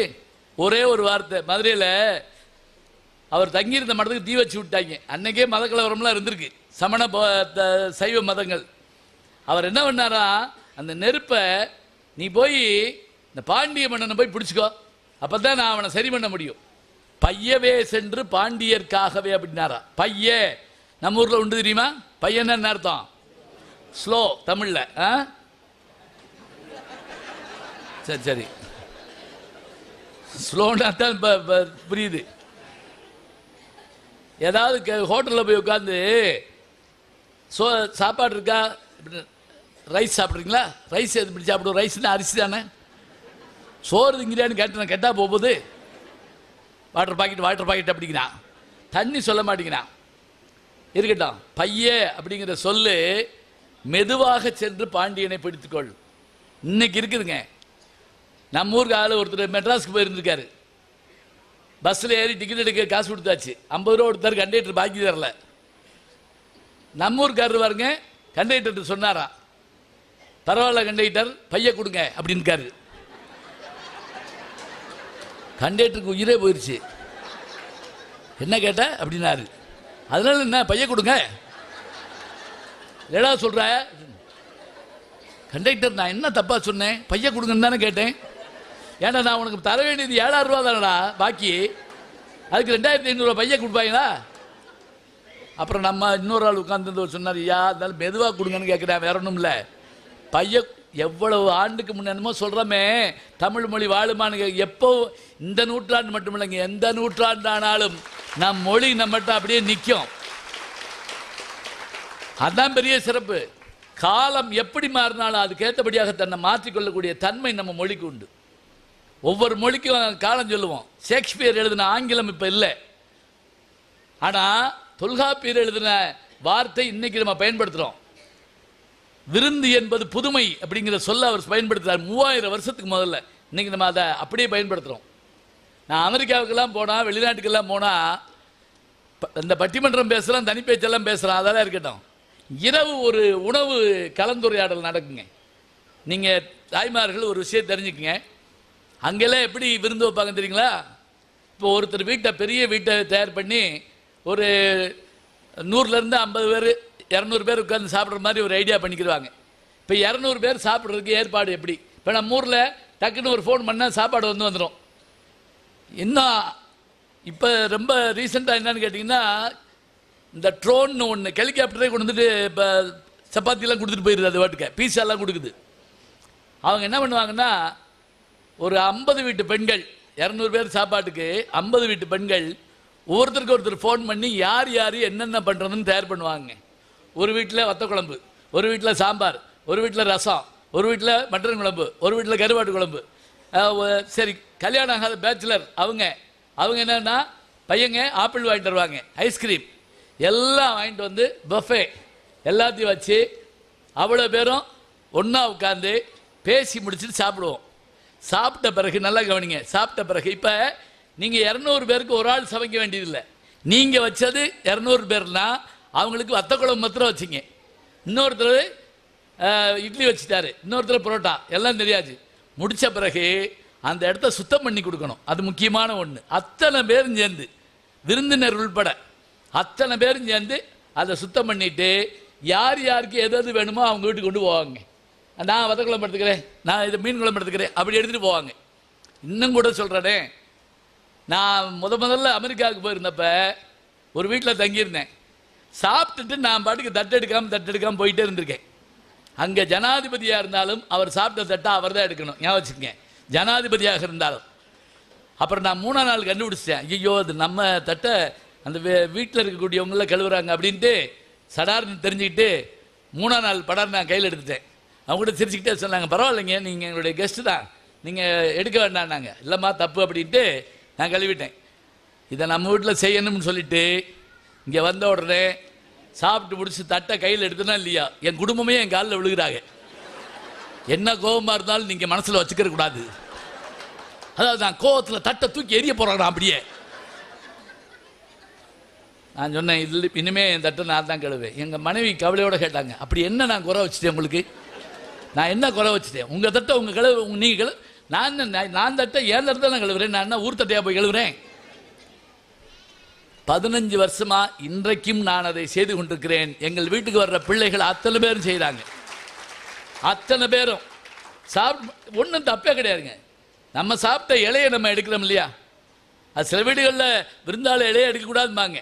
எதுக்குன்னா குழப்பி விட்டு போயிடுவாங்க, வீடு பூரா உழவு விட்டு போயிடுவேன், அதான் பிரச்சனை. அதுக்காக வேணா சில பேருக்கு கொஞ்சம் சொன்னால் கேட்டு தொலைங்க, வைங்க பேசாம. ஒருத்தரோட கேட்டார், இலைய இப்படி மூடுறமே, அப்படி மூடினா அப்படி மூடினா என்னமோ அது வந்து அந்த இந்த வீட்டில் தான் மூடுவாங்க, இந்த வீட்டில் அப்படிலாம் ஒன்றும் இல்லைங்க. நான் எளிமையாக சொல்கிறேன்னு எனக்கு தெரிஞ்ச வரைக்கும், சாப்பிட்டு முடித்த பிறகு இப்படி மூடுறதுனுடைய நோக்கம் என்னவா இருக்கும்னு கேட்டிங்கன்னா, ஒருவேளை அதில் ஏதாவது மிச்சம் இருந்துச்சுன்னு வைங்க, அது நம்ம மேலே படும். இப்படி மூடினீங்கன்னா அவன் மேலே படும். வித்தியாசம் தெரியுதா உங்களுக்கு? ஏன்னா டீசெண்டாக சாப்பிடணும். கல்யாண வீடுகளில் சில பேர் சாப்பிட்ற வேகத்தை பார்த்தா நமக்கு பயமாக இருக்கும். நான் ஒரு தடவை பார்த்தேன், ஒருத்தர் என் இலைக்கு வந்துருவானோன்னு பயந்தேன் நான். அப்படியே இப்படி போயிட்டு வர்றாங்க, இப்படியே எல்லை மீறிய பயங்கரவாதம்னு கேள்விப்பட்டிருக்கீங்களா இல்லையா? எல்லை மீறிய பயங்கரவாதம், இந்த பக்கம் போய் அந்த பக்கம் போய் அத்தனை பேர் சாப்பிட்டு பிடிச்ச பிறகு கேள்வி பதில் நிகழ்ச்சி நடக்குங்க. அந்த கேள்வி பதில் தெரியுமா, நான் நடுவில் உட்காந்துருப்பேன், ஒன்றும் மைக்கெல்லாம் வேண்டாம், எல்லாரும் கீழே உட்காந்துக்கிடுவாங்க, மாறி மாறி மாறி கேள்வி கேட்பாங்க, நானும் பதில் சொல்லுவேன். நானும் அவங்கள்ட்ட கேள்வி கேட்பேன். நான் அவர் அம்மாட்ட கேட்டேன், உங்களுக்கு ஏதாவது கவலை இருக்காமான்னு அந்த அம்மா சொன்னாங்க, ஒரு கவலையும் இல்லையா, ஒரே ஒரு வருத்தம் இருக்கு. என்னன்னு கேட்டால், இங்கே பிறந்த நம்ம தமிழ் பிள்ளைகள் அப்பா அம்மா தாத்தா பாட்டி திங்கக்கிழமை முருங்கக்காய் ஒன்றும் சொல்ல மாட்டேங்குதுங்க. அவங்க அப்பா எங்கள் அப்பா அம்மா ஊரில் இருந்து வந்தால் தாத்தா பாட்டின்னு கூப்பிட மாட்டேங்குதுங்க. அவங்க கவலைப்படுறாங்க. இதுக்கு இப்போ சமீபத்தில் தெரியுமா உங்களுக்கு, ஒரு அம்மா அங்கே போய் தங்கியிருந்துருக்கு, ஒரு பாட்டி. திடீர்னு அதுக்கு நெஞ்சு வலி வந்துருச்சு. தண்ணி கேட்டிருக்கு. தண்ணின்னா அந்த சின்ன பிள்ளை உட்காந்துருந்துருக்கு பாவம். அது தண்ணி தண்ணின்னு கத்திருக்கு, பேசாமல் இருந்திருக்காது. அப்புறம் ஃபோனை போட்டு அப்பா வர வச்சிருச்சு. ஏன்பா தண்ணி மருந்து கொடுக்க வேண்டியதானு தெரியல, வாட்டர்னு கேட்கல அப்படிங்குது. வாட்டர்னு கேட்டால் தானே. இதெல்லாம் எங்களுக்கு கவலையாக போச்சு. அதனால் நாங்களாம் என்ன செஞ்சுருக்கோம் அப்படின்னா, எல்லா நாட்டிலையும் நான் பார்த்தேங்க, இங்கே இருந்து போன அவங்க எல்லாரும் தமிழ் பள்ளிக்கூடம் நடத்துகிறாங்க. அமெரிக்காவில், லண்டனில், ஆஸ்திரேலியாவில், ஹாங்காங்கில் எல்லா இடத்துலையும் தமிழ் பள்ளிக்கூடம் இருக்குது. யார் சொல்லி கொடுக்காது தெரியுமா? தாய்மார்களே சொல்லித்தர்றாங்க. அம்மா அப்பா எல்லாரும் வாத்தியார்கள் சொல்லித்தராங்க. அதில் அவங்க சொல்கிறப்ப இன்னொன்று சொல்கிறாங்க, எதுக்காக தெரியுமா ஐயா நாங்கள் தமிழ் சொல்லித்தர்றோம், நம்ம மொழி அழிஞ்சு போனால் நம்ம இனம் அழிஞ்சு போகும்யா. அதுதான் உண்மை. ஏன்னா அந்த மொழி இப்போ சமீபத்தில் ஒரு மனுஷன் இறந்து போயிட்டாங்க. அவன் தான் அந்த மொழி பேசின கடைசி ஆளாம். இப்போ ரொம்ப வேதனை என்னென்னா, அவன் இன்னொரு ஆள்கிட்ட கூட பேச முடியாது. மொழி நம்ம அழிஞ்சு போச்சுன்னா இனம் அழிஞ்சு போகும். அதனால் நாங்கள் எங்கள் பிள்ளைக்கு தமிழ் சொல்லிக் கொடுக்குறோம்யா. அமெரிக்காவில் சொல்கிறாங்க. அப்படியே நீங்கள் இங்கே வாங்க. நம்ம ஊரில் ஆச்சரியம் தெரியுமா, என் கண்ணு முன்னாடியே ஒரு அம்மா பிள்ளையை போட்டு அடிக்குது. 50,000 ரூபா கொடுத்து இங்கிலீஷ் பள்ளிக்கூடத்தில் சேர்த்து விட்டுருக்கேன். வெக்கம் இல்லாமல் பெத்ததாய அம்மா நான் கூப்பிட்றேன். எப்படி கூப்பிடணுமா? மம்மிலாம் பழசு, மேம். அப்பாவை டேடியும் கிடையாது, டேட். நீ கொஞ்சம் கழிச்சு டாய் அப்படின்னா சரின்ட்டுருவாங்க. நான் ஒரு வீட்டுக்கு போயிருந்தேன், ஒரு பிள்ளை மம் தெரிஞ்சு அப்படியே பேச முடியாத பிள்ளையா கூப்பிட்டு என்ன மம் அப்படின்னேன். நாங்கள் எங்கள் மம்மியை மம் அப்படி தான் கூப்பிடுவோம். உங்கள் பெரியம்மாவை எப்படி கூப்பிடுவேன்னு கேட்டேன். மேக்சிமம் அப்படி கூப்பிடுவேன். சின்னம்மாவை மினிமம். நல்லா விளங்கும் குடும்பம். ஏங்க முந்தி யாராவது வந்து கதவை தட்டினா போய் கதவை திறந்தோடனே ஒரு தாத்தா இருந்தாருன்னு வச்சுக்கோங்க, வயசானவர். பிள்ளை என்ன சொல்ல, அம்மா ஒரு தாத்தா வந்திருக்காங்க, 40 வயசு ஒரு மாமா வந்திருக்காங்க, 25 வயசு ஒரு அண்ணன் வந்திருக்காங்க, 10 வயசு ஒரு தம்பி வந்திருக்காங்க. இப்படி சொன்ன பிள்ளைய இப்போ கதவை திறந்தோன்னு என்ன சொல்லுது, ஒரு அங்கிள் நிற்கிறாரு. அம்மா வெளியே வந்து, ஏழை உங்கள் அப்பாட ஊருக்கு போயிட்டு வர்றாரா? ஆசை முகம் மறந்து போச்சே, இதை யாரிடம் சொல்வேரடி தோழின்னா என்ன ஆச்சரியமான விஷயங்க. நல்ல மொழி மீது பற்று வைக்கணும். இப்போ இன்னொன்று கூட பாருங்களேன், நகைச்சுவை மன்றத்தில் என்ன லாபம்னு யாராவது கேட்டால் நான் சொல்கிறேன் கேளுங்க. சொன்ன உடனே நீங்கள் சிரிக்கிறீங்க. இந்த மொழியினுடைய ஆற்றல் இதுதாங்க. ஐரிஷ்னு ஒரு மொழி இருக்கான். இன்னைக்கு ஜோக் சொன்னால் நாளை கழிச்சு தான் சிரிப்பாங்களாம். ஏன்னா புரிஞ்சு சொல்லையாதான். அது சொன்ன உடனே நம்ம சிரிக்கிறோம் பார்த்தீங்களா, அது சிரிப்பு வர்ற மாதிரி எப்படி வரும்? என் நண்பர் எழுத்தாளர் சுஜாதா அவர்கள், அவர் என்கிட்ட சொன்னார், நீங்கள் பேசுகிறப்ப நான் கவனிச்சுட்டே இருப்பேன், நீங்கள் தனியாக ஜோக்குன்னு ஒன்று எடுக்க மாட்டேங்கிறீங்க, நியரஸ்ட் ட்ரூத், உண்மைக்கு மிக அருகில் எந்த இருக்கோ அதை எடுக்கிறீங்கன்னாரு. அருமையாக கண்டுபிடிச்சு சொன்னார். ஒன்றும் இல்லைங்க, என் அனுபவத்தை நான் சொன்னாலே அதை காட்டில் வேறு ஒன்றுமே வேண்டாம். இப்போ சொன்னாங்கல்ல, எங்கள் வீடு கண்டுபிடிச்சி போகிறதுக்கு வந்தாங்கன்னு சொன்னாங்கல்ல. நான் சிவகங்கைக்கு போயிருந்தேன். இப்போ ஒரு 2 வருஷத்துக்கு முதல்ல ஒருத்தர் வீடு எங்கேன்னு கேட்டேன். அதுக்கு ஒருத்தர் என்ன சொன்னார், அங்கே ஒரு மாடு மேயுது இல்லை அப்படின்னு காமிச்சார். சரின்ட்டு போகிறேன், மாடு போயிட்டே இருக்குங்க. இப்படியா வீடு காட்டுவாங்க? ஒரு வேப்ப மரத்தை காட்ட வேணாமா, ஒரு ஓட்டலை காட்ட வேணாமா, ஒரு நிற்கிற பொருளை காட்டாமல் மேய்கிற பொருளை காட்டி நான் சிவகங்கையில் 3 மணி நேரம் மாடு மேய்ச்சதான் மிச்சம். அதை கண்டுபிடிக்க முடியலை.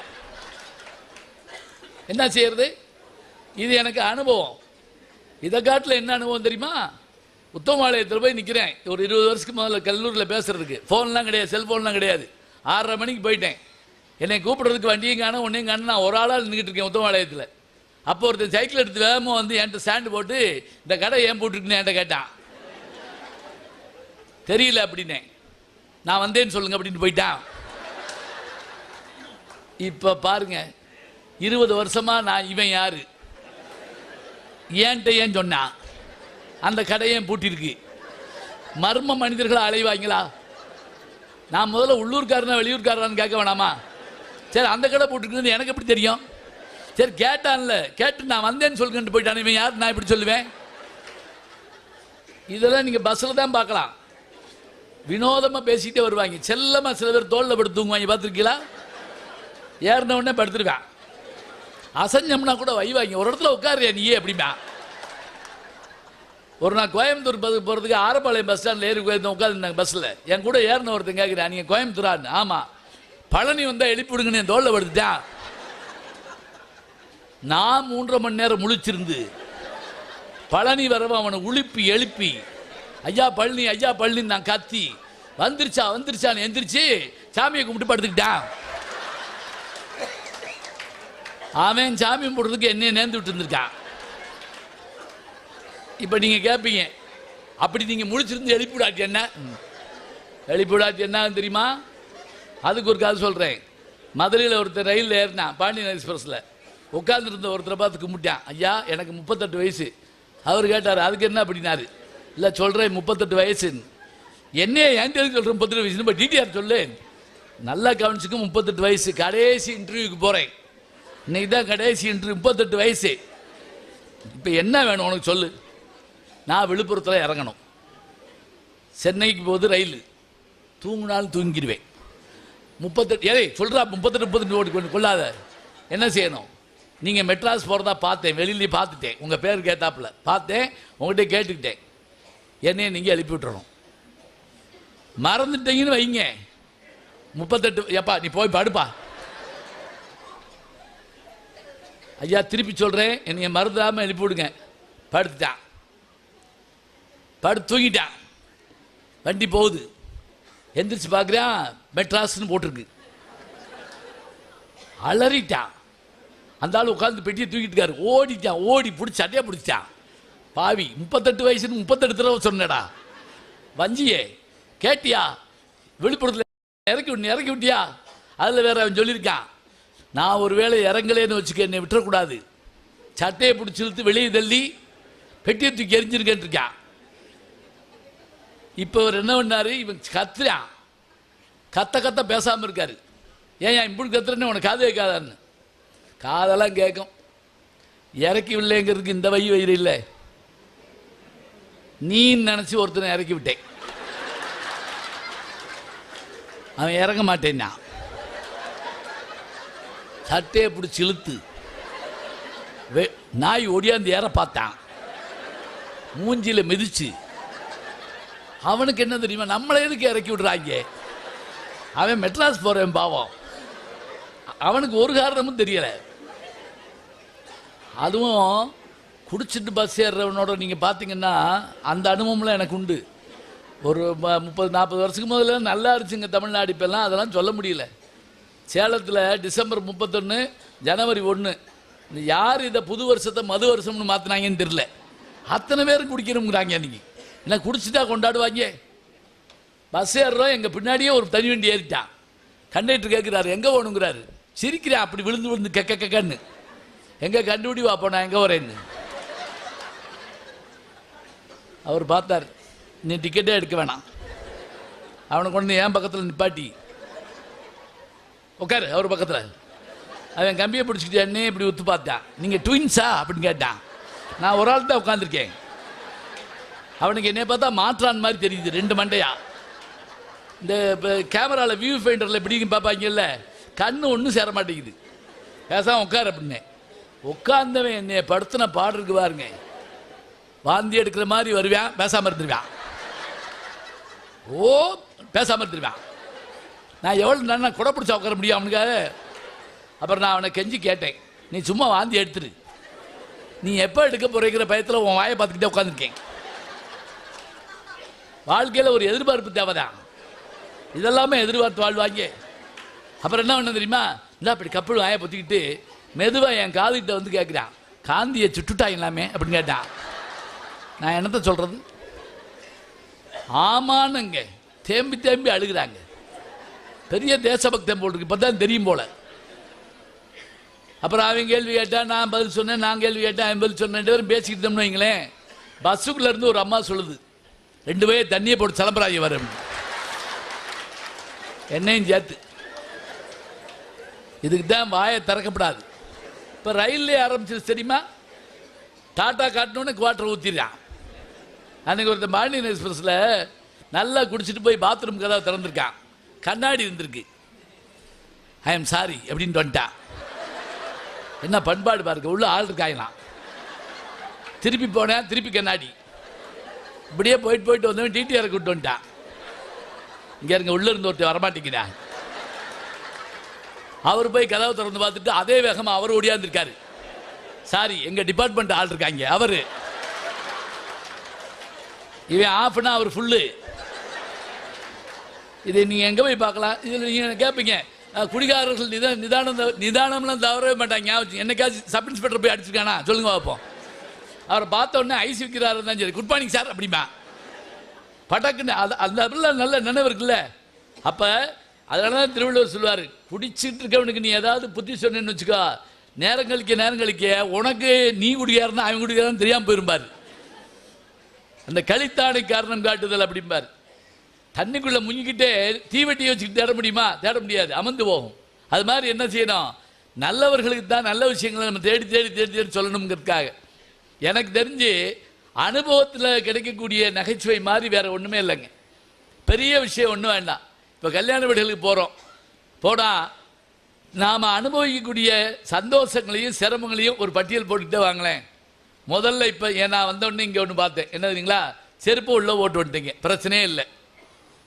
வெளியே மாத்திரம் போட்டிருக்க சொல்லியிருந்தாங்கன்னா உயிர் போய் வருவோம். அப்படியே மதுரையில் ஒரு கோயிலில் பார்த்தேன், திண்டுக்கல் ரோடு முருகன் கோயில் இருக்குது. அங்கே தான் முருகன் இருக்கார். செருப்பை கழட்டி போட்டு ஒருத்தர் ஓடிட்டு ஓடியாரா, போவேன் திருப்பி திருப்பி போவேன்.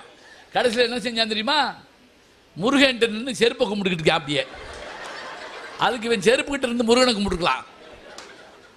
இவன் ஓடிட்டு ஓடியாரவர் பார்த்து உள்ளவர் கேட்டார், ஏன் இப்படி ஓடிட்டு வர? செருப்பு 500 ரூபா, அதுக்காக இப்படியா ஓடுவாங்க? என்னைய பாரு கரண்டி கக்கத்தில் வச்சுட்டு உள்ள வந்துட்டேன். நல்லதுங்கிறேன், நிம்மதியாக இருக்கலாம்ல மனசு. நானும் என் மனைவியும் காரைக்குடிக்கு ஒரு கல்யாணத்துக்கு போயிருந்தோம். செருப்பை கழட்டி போட சொல்லிட்டாங்க, கழட்டி போட்டாச்சு. திடீர்னு ஃபோன் வந்துச்சு. ஃபோன் வந்தால் நம்ம எந்திரிச்சு போனால் சங்கடமாக இருக்கும் அப்படின்ட்டு சரி வெளியே போய் பேசுவோம் அப்படின்னு வெளியே போய் செருப்பை போய் பார்த்தா எங்கே போடணும்னு தெரியல, மறந்து வச்சு. திருப்பி வந்து மனைவிட்டு கேட்டேன். அவங்க ஒன்றே சொன்னாங்க, இந்த படி ஏறி வர பார்த்தீங்களா, அங்கே போய் பாருங்கள். அங்கே போய் பார்த்தா அங்கே ஒரு 300 செருப்பு கிடக்குது. திருப்பி வந்தேன், அங்கேயும் காணமேன். இங்கே பாருங்க, இந்த குழா திரி விட்டுறோம் பார்த்தீங்களா, அது பக்கத்தில் படிக்கிட்டக்க செருப்பை பாருங்களேன். பெண்களுக்கு என்ன ஞாபகம் சேர்த்திங்க, ஒரு நிமிஷம் தான் பார்க்குறீங்க, அப்படி ஞாபகம் வச்சுருக்கீங்க. என்ன ஆதாரம் சொல்லட்டுமா, உங்களை பெண் பார்க்க வந்தப்போ ஒரு வினாடி தான் பார்த்துருப்பீங்க புருஷன் விட்ட ஆளுகளை. கரெக்டாக ஃபஸ்ட் நைட்டில் கேட்பீங்க, அந்த லூஸ் மாதிரி திருச்சவ தானே உங்கள் அக்கா அப்படின்னு சொல்லி. இவனுக்கு ஒன்றும் சொல்ல தெரியாது, ஆமா இல்லை அப்படிமா, ஆமாவா இல்லையான்னு தெரியாது. ஒரு வினாடி தான், அப்படி போகிற போக்கில் ஒரு மின்னல் பார்வை, வாமா மின்னல் அப்படி சொல்கிறோம்ல. இப்போ கரெக்டாக சொன்னாங்க. இப்போ போய் பாருங்க, அந்த குழா திரிவி விடுறோம்ல, அதுக்கிட்ட கரெக்டாக பார்த்தா என் செருப்பு இருந்துச்சுங்க. காலில் போனேன்ல, பின்னாடி இருந்து என் தோள்பட்டியை ஒருத்தி பிடிச்சிக்கிட்டான். பங்காளி, அந்த செருப்பை நான் பார்த்து வச்சுருக்கேன் அப்படின்னா. என்ன தெரியுதா, என்னை செருப்பு திருடன்னு நினச்சிருந்துருக்கான். நான் வேறு அங்கிட்டு இங்கிட்டு போயிட்டு வரேன்னா நல்ல செருப்பாக தேடுறேன்னு நினச்சி நான் உடனே படக்குன்னு கையை தட்டி விட்டு, இங்கே இது ஏன் செருப்பு அப்படின்னேன். நானும் அப்படித்தான் சொல்லுவேன் அப்படிங்கிறா. எனக்கு இன்னைக்கு வரைக்கும் என்ன பயம்னா, இப்போ எங்கேயாவது வந்திருந்து இந்த செருப்பை எங்கே எடுத்தேன்னு கேட்டால் என்ன பண்ணுறது, நமக்கு கஷ்டம் இருக்குல்ல. அதே மாதிரி கல்யாண வீடுகளில் சாப்பிட போகிறோமா, முடிஞ்சால் சாப்பிடலாம், இல்லாட்டி ஒன்றும் கவலைப்படாமல் வந்துடணும். அங்கே போய் படுற பாடு இருக்கு அப்பா, பரிமாறிக்கிட்டே வருவாங்க, நம்ம லேட்டும் தீந்து போவோம். பார்த்துருக்கீங்களா? கரெக்டாக வந்து நம்மளை போய் எடுத்துகிட்டு வந்து அடுத்த ஆள் எழுந்து வச்சுட்டு போயிடுவாங்க. பக்கத்து ஆள் ஒரு மாதிரி ஒரு ஏழரமாக சிரிப்பார், பாயசம் தான் போயிட்டாங்க போட்டிருக்கு. அப்புறம் நம்மளை சொல்லியே அறிமுகப்படுத்துவாங்க. நான் கூட சொல்லலை சாருக்கு பாயசம் தான், அது இவர் தான் அப்படின்னு. என்ன எம்ஏஎம்பிள் பட்டமாக கொடுத்தாங்க எனக்கு. அங்கே ஒரு பெரிய வீட்டு கல்யாண வீட்டுக்கு போனதுக்கு போயிருந்தாங்க. பட்டிமன்றம் முடிச்சாச்சு, சாப்பிட்டு தான் போடும்ட்டாங்க. நான் அப்பயே வந்துச்சு வம்புன்னு நினச்சேன். கூட்டம்னா 5000 பேர் கூட்டம். அப்புறம் சொன்னாங்க, உங்களை சிறப்பு விருந்தினராக உட்கார வைக்கிறதுக்கு ஏற்பாடு பண்ண போகிறோம் அப்படின்னு சொல்லி 5 பேர் கையை பிடிச்சிக்கங்க. அதே மாதிரி நாங்கள் 5 பேர் கையை பிடிச்சிக்கிட்டு கூட்டத்தில் இங்கிட்டு கூட்டு போகிறாங்க, அங்கிட்டு கூட்டு போகிறாங்க, அடுத்த ஒரு பின்பக்கம் கூட்டு போகிறாங்க, அடுத்து சந்து வழியை கூட்டு போகிறாங்க. என் கூட ஒருத்தர் சொல்கிறாரு, சோத்துக்கு இப்படி அலையக்கூடாது அப்படிங்கிறாரு. மாடி ஏறி இறங்கி இந்த வீட்டு வழியாக வந்து அப்படி லேசாக தவிருங்க சார் அப்படிங்கிறா. லேசாக செவர் ஏறி தாண்டி குதிச்சு அங்கே அந்த சாப்பிட்ற இடத்துல 500 பேர் அவையே சிறப்பு இருந்துருக்கலாம். அதில் கொண்டு போய் எங்களை உட்கார கூட வைக்கலைங்க. சாப்பிட்டுட்டு இருந்தவங்க பின்னாடி வேண்டி பாட்டாங்க இப்படி தேசியத்துக்கு நிற்கிற மாதிரி. அதில் ஏன் முன்னாடி இருந்தவன் மோர் வாங்கிட்டு திருப்பி சாம்பாருக்கு வந்துட்டாங்க. நம்ம என்ன செய்ய முடியும்? அந்த பரிமாறவர் கேட்டார், ஏய் உன்னை போன பந்தியில் பார்த்தேன்ல அப்படின்னாரு. என்ன உங்களுக்கு ஞாபக சக்தி அதிகம், எனக்கு ஜீரண சக்தி அதிகம். உங்கள் வேலையை நீங்கள் பாருங்க, என் வேலையை நான் பார்க்குறேன். இப்போ என்ன தெரியுமா? அப்புறம் சாப்பிட்டு முடிச்சோட எங்களை உட்கார வச்சிட்டாங்க. உட்கார வச்சு திரும்பி பார்த்தா எங்கள் முன்னாடி 5 பேர் நிற்கிறான். எப்படி வந்தாங்கன்னு தவறுதெல்லாம் வந்திருக்காங்க. அப்படியே அதில் ஒருத்தர் ஃபோனில் ஆமாம் அவர் தான் சாம்பார் வாங்கிட்டாரு அப்படின்னு நேர்முகம் பண்ணிட்டு இருக்கான். நம்ம வீடுகளில் சாப்பிட்றப்ப பழைய காலத்தில் ஞாபகம் வச்சுக்கோங்க, சாப்பாடு எப்படின்னு கேட்டுங்க. நாம் பலகையில் உட்காந்து சாப்பிடுவோம். நல்லா ஞாபகம் வச்சுக்கோங்க, பிள்ளைகளுக்கு சொல்லிக் கொடுங்க. நாம் பலகையில் உட்காந்து சாப்பிடுவோம், சாப்பாடு கீழே இருக்கும். அப்படின்னு என்ன தெரியுங்களா? வயிறு இப்படி உள்ளே அமுக்கி சாப்பிட்டா அதிக சாப்பாடு உள்ளே போகாது. இதுதான் பழைய சிஸ்டம் நமக்கு. ஆனால் இப்போ என்ன செஞ்சிட்டோம்? சாப்பாடு மேலே இருக்குது, நம்ம கீழே உட்காந்துருக்கோம், அது வாட்டுக்கு போகுது. டாக்டரை போட்டு பாடாக படுத்துகிறோம். உடம்பு மெலியலை, உடம்பு மெலியலை. ஒருத்தர் போய் கேட்டிருக்கான், உடம்பு மெலியன்னு இருக்கான். டாக்டர் சொன்னார், சரி தினம் 2 சப்பாத்தி சாப்பிட்டுட்டு இருக்காரு, சாப்பாட்டுக்கு முந்தியா பிந்தியா அப்படின்னு கேட்டான். அதெல்லாம் டேப்லெட் ஆகுது. நம்ம என்ன செய்யறோம்? இப்போ மேடை இதில் உட்காந்து சாப்பிட்றோம். நாங்கள் போய் உட்காந்துட்டோம், டேபிளில் இந்த சீட்டு விரிச்சு, பிளாஸ்டிக் சீட்டு விரிச்சு இலை போட்டு 18 வகை காய்கறிங்க. சாப்பிட ஆரம்பிச்சு கூட ஒரு 5-10 நிமிஷம் கூட ஆயிருக்காதுங்க. இந்த கடைசியாக உட்காந்து ஒரு பக்கி என்ன பண்ணுச்சு, மாப்பிள்ளை நான் வந்துட்டேன்னு சொல்லி எந்திரிச்சு படார்னு ஒரு இழுத்து விட்டாங்க. அப்படியே எங்கள் இலை பூரா அங்கிட்டு போயிடுச்சு. அதுக்குள்ளே பொண்ணு வீட்டுக்காரர் ஓடியாந்து இந்த பக்கம் பிடிச்சி இழுத்து விட்டாரு. நான் கடைசி வரைக்கும் சாப்பிட யோசிச்சுக்கிட்டே இருந்தேன். ஏன் தெரியுமா? திரும்ப வந்தது நம்ம இல்லை தானான்னு எப்படி கண்டுபிடிக்கிறது? யாரையாவது இருந்தால் என்ன பண்ணுறது? அதில் என் கூட உட்கார்ந்த ஒருத்தர் என் ஜிலேபியில் ஒரு சுத்த காணோம் அப்படிங்கிறாரு. ஏன்னா அதுக்குள்ளே எடுத்துருப்பாங்க. இப்போ நீங்கள் எந்த கல்யாண வீட்டுக்கு போனாலும் ஒரு நிமிஷம் சாப்பிட்றப்போ யோசிச்சு பாருங்க, நமக்கு இந்த சந்தோஷமும் இந்த மகிழ்ச்சியும் கட்டாயம் வரத்தான் செய்யும். இதெல்லாம் அனுபவத்தால் பெறக்கூடிய விஷயங்கள். இன்னும் கூட இலக்கியங்களில் இருக்கக்கூடிய விஷயங்களை நம்ம பேசி மகிழ்ந்தோம்னா திருப்பி சொல்கிறப்ப இன்னும் ஆச்சரியம் இருக்கும். ஒன்றும் இல்லைங்க, எம்ஜிஆர் படம் பார்க்குறப்ப என்ன மகிழ்ச்சி தெரியுங்களா? இப்போ இங்கே இருக்க சின்ன பிள்ளைகளுக்கு எம்ஜிஆர் படங்கள் பெருசாக தெரியாது. இப்போ என்னை பற்றி சொல்கிறப்ப இவர் இதில் நடித்தார் அதில் நடித்தார். சமீபத்தில் என்னுடைய கீர்த்தி என்ன தெரியுமா? கீர்த்தி சுரேஷ்க்கு அப்பாவை நடிச்சிருந்தேன். சண்டைக்கோழி டூர் இருக்குல்ல, கீர்த்தினா புகழ்னு அர்த்தம். கீர்த்தி சுரேஷ் அப்பா தானே அப்படின்னு கேட்பாங்க, இல்லாட்டி ரஜினி முருகன் அப்பா தானே அப்படிம்பாங்க. எம்ஜிஆர் அவர்கள் படம் பார்த்தீங்கன்னா ஒரு நிமிஷம் கூட அவர் சோகமாவோ சோர்ந்து போயே இருக்க மாட்டாருங்க, துள்ளிக்கிட்டே இருப்பார். அப்படியே ஒரு எனர்ஜியை நம்ம கொடுத்துக்கிட்டு பார்க்கறது ஃபிலிம் தான், செல்லுலாய்டு ஃபிலிம் தான். ஆனால் நமக்கு உற்சாகம் அப்படி பொங்கிக்கிட்டு வரும். அப்படியே ஆலமரமே இருக்காதுங்க, விழுதில் வருவார். அப்படியே பார்த்துருக்கீங்களா? எப்படி கூடி ஆலமரமே இருக்கு, ஆலமரம் இருந்தால் தானே விழுது வரணும். கதாநாயகிக்கு ஒரு ஆபத்துன்னா இப்போ தமிழ் படத்தில் பார்த்துருக்கீங்களா? கதவு திறந்தா இருக்கும், கண்ணாடி உடச்சிட்டு வருவாங்க. கதவு வழியை வந்தார காப்பாற்ற வேண்டியதானே. நல்லா படிக்கட்டு இருக்கும், கம்பி வழியை ஏறி போவாங்க. காப்பாற்றுறதுக்கு நேரம் போனோன்னே. அது எம்ஜிஆர் இந்த கடைசி சீன்கள் எல்லாம் இந்த 2 கையில் கத்தி வச்சுட்டு கதாநாயகி தோளில் ஓட்டுட்டு சுற்றுவார் பாருங்க கத்தியை. கதாநாயகி இறக்கி வச்சுட்டு கூட சுற்றலாம். நமக்கு அதெல்லாம் எப்படி சுற்றுறாரு பாருங்க, அவ்வளோ மகிழ்ச்சி, அவ்வளோ சந்தோஷம். அதோட அவர் தான் வாழ்க்கையிலே அப்படியே இருந்தாருங்க. அதுதான் பெரிய சிறப்பு. எப்படி பேசினாரோ அதுபோல் வாழ்க்கையும் வார்த்தையும் ஒன்றாக இருக்கிற மனிதர்கள் வெற்றி பெறுவார்கள். ஞாபகம் வச்சுக்கங்க, வாழ்க்கையும் வார்த்தையும். இப்போ நான் கொடை கொடுக்கறத பற்றி நிறைய சொல்கிறேன், தர்மம் கொடுக்கறத பற்றி கொடுக்க சொல்கிறேன். கீழே போகிறப்ப என்கிட்ட கேட்குறாங்க யாராவது, கேட்ட உடனே உடனே இங்கே அதில் வேற ஆள்கிட்ட வச்சுக்கோ, எனக்கு பணம் குறைய கொடுத்துருக்காங்க அப்படின்னு நான் சொல்லிட்டு போக முடியுமா? கொடுக்குறப்ப மன மகிழ்ச்சியோடு கொடுக்கணும். அதுதான் பெரிய தானம் தவம் 2 தங்கா வேணுலகம் வானம் வழங்காதனின். தானம் தவம் இந்த 2 இந்த உலகத்தில் எல்லாம் போயிரு. எப்போ மழை பெய்யாட்டி அதில் தானம்னு என்ன தெரியுங்களா? கொடுக்கறது என்ன தெரியுமா? அது உழைப்பின் மிகுதியால் வந்த பொருளை தக்கோர்க்கு உவகை மேலிட்டால் தருதல்னு சொல்றார். இப்ப நான் சொன்ன ஒரு வார்த்தை உங்களுக்கு புரிஞ்சிருக்காது, பேசாம தான் உட்காந்துருக்கீங்க அமைதியா. உழைப்பின் மிகுதியால் வந்த பொருளை இப்ப நான் தானம் கொடுக்கறேன்னா எப்படி கொடுக்கறது? என் சம்பள பணத்தை கொடுக்க முடியுமா? இல்ல, நான் ஓவர் டைமா பேச போறேன், நான் சினிமாவில் நடிக்க போறேன், இப்போ எனக்கு கொஞ்சம் சம்பளம் கூட வருதா, இதை நான் கொடுக்கலாம். உழைப்பின் மிகுதியால் வந்த பொருளை தக்கோர்க்கு, கஞ்சா கொடுக்குறவனுக்கு போய் கொடுக்கப்படாது, நான் சைட் டிஷ் வாங்க காசு கொடுங்க அப்படி கேட்கக்கூடாது. தக்கோர்க்கு ஓகை மேலிட்டால் தருதல். ஓகை மேலிட்டால் தெரியுமா? கொடுக்குறப்ப மகிழ்ச்சியா இருக்கணுங்க. அந்த நல்லா சாப்பிட்றவங்கள பார்த்தா உங்களுக்கு பிடிக்கும் தெரியுமா? பெண்களுக்கு பரிமாறிக்கிட்டே இருக்கணும். எது வச்சாலும் வேணாம் பாய் சில பேர். அவனுக்கு எப்படி நீங்கள் சோறு போடுவீங்க? அது வேண்டாம் இது வேண்டான்னு. அதுவும் இப்படி உருண்டையா உருட்டி மேல் நோக்கி எரிவாங்கி பாருங்க, அப்படியே நியூட்டன் விதி தோத்து போகும் அந்த இடத்துல. எல்லா பொருளும் கீழ் நோக்கி வரும் நாங்கல்ல, அப்படி சாப்பிடணும். இப்போ இந்த ஒரு விஷயத்தை சொல்கிற போது தானம் தவம் ரெண்டும் தங்காவின் உலகம் மாணவனுங்க கொடுக்குற போது அவ்வளோ மகிழ்ச்சியாக கொடுக்கணும்.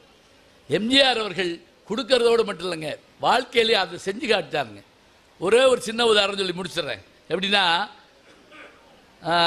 நல்ல அருமையான படங்கள் எடுத்தவர் பிஆர் பந்துலு.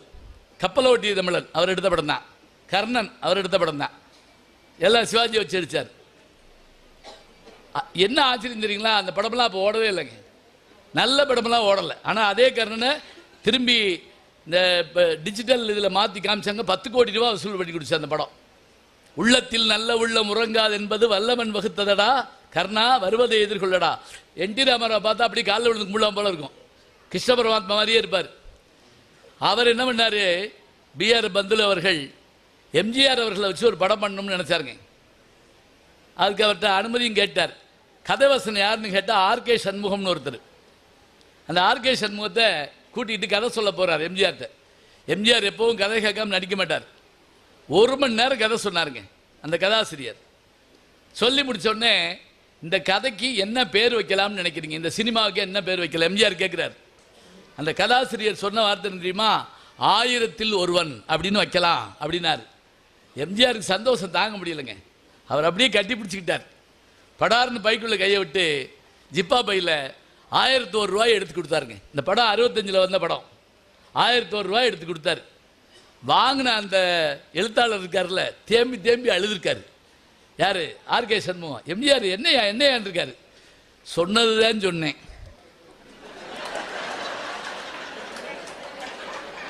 லட்சத்தில் ஒருவன் சொல்லிருக்கப்படாதா? 1000 இப்படி கிடைக்கும் தெரிஞ்சிருந்தா நான் கூட சொல்லிட்டு போனா இல்லையா? என்ன சந்தோஷம் பாருங்க. கொடுக்கிற காலம் நெருங்குவதால் நீ எடுக்கிற அவசியம் இருக்காது. இருக்கிறதெல்லாம் பொதுவாக போனால் ஒதுக்கிற வேலையும் இருக்காது, பதுக்கிற வேலையும் இருக்காது. சிந்தித்து பார்த்து செய்கையை மாற்று, சிறுசா இருக்கையில் திருத்திக்கோ. தவறு சிறுசா இருக்கையில் திருத்திக்கோ. தெரிஞ்சு தெரியாமல் நடந்திருந்தா அது திரும்பவும் வராமல் பார்த்துக்கோ. திருடாதே பாப்பா திருடாதே. என்ன பட்டுக்கோட்டை பாட்டை டிஎம்எஸ் வாயில் எம்ஜிஆருக்காக எழுதினா தாங்க நடக்கும். எம்ஜிஆர் தான் அதை சொல்லணும். சொல்கிறப்ப அப்படி சொல்வார். வேப்பமர உச்சியில் நின்று பேயொன்று ஆடுதுன்னு விளையாட போகும்போது சொல்லி வைப்பாங்க. உன் வீரத்தை கொழுந்திலேயே கிள்ளி வைப்பாங்க. வேலையற்ற வீணர்களின் மூளையற்ற வார்த்தைகளை வேடிக்கையாக கூட நம்பிவிடாதே. நீ வீட்டுக்குள்ளே விழுந்து கிடந்து வெம்பி விடாதேன்னு சொன்னால் இந்த வார்த்தைகள் எல்லாம் நமக்கு உற்சாகத்தை தரணும். அதான் உண்மை. நீங்கள் அவர் பாட்டையும் அவர் பேச்சையும் பாண்டிச்சேரி பல்கலைக்கழகத்தில் 8வது வள்ளல்னு பேர் சொன்னாங்க. ஏன்னா கடையேழு வள்ளல்கள் எத்தனை பேர்? 7 பேர். அதியமான், பாரி, காரி, ஓரி சொல்கிறோம்ல. சில பேர் ஐயம் சாரி அதுக்கு மேலே தெரியல அப்படின்னு போயிடுவான் எழுத சொல்கிறப்ப. இந்த 7 பேரோட 8வது வள்ளலாக நான் யாரை சொன்னேன்னா எம்ஜிஆர் அவர்களை சொன்னேன். ஏன்? இவ்வளவு சந்தோஷமான வாழ்க்கையை கொண்டு வரணுங்கிறதுக்காக. அவருடைய படங்களில் இருக்கும், பாட்டு நல்லா இருக்கும், வசனம் நல்லா இருக்கும், காட்சி ஒரு காட்சியில் கூட சிகரெட்டு குடிக்கிற மாதிரியோ தண்ணி அடிக்கிற மாதிரியோ வராது. அதனால தான் ஒரு உண்மையை சொல்கிறேன் பாருங்க. எம்ஜிஆர் அவர்களுடைய சமாதி இருக்கிற இதில் கடற்கரைக்கு வாக்கிங் போயிட்டு இருந்தோம். என் கூட வந்த நண்பர், நான் சொல்கிறது ஒரு 15 வருஷத்துக்கு முதல்ல, ஏன்னா அந்த நண்பர் என்ன பண்ணார், சிகரெட்டு குடிச்சிட்டே வந்தாருங்க. திடீர்னு சிகரெட்டு அப்படி மறைச்சார். நான் உடனே சுற்றி முத்து பார்த்தேன், கடற்கரையில் யார் போலீஸ் கிழிச்சு வராங்களா அப்படின்னு. இல்லை உங்கள் அப்பா வராரா, யார் சொந்தக்காரன் மகன்?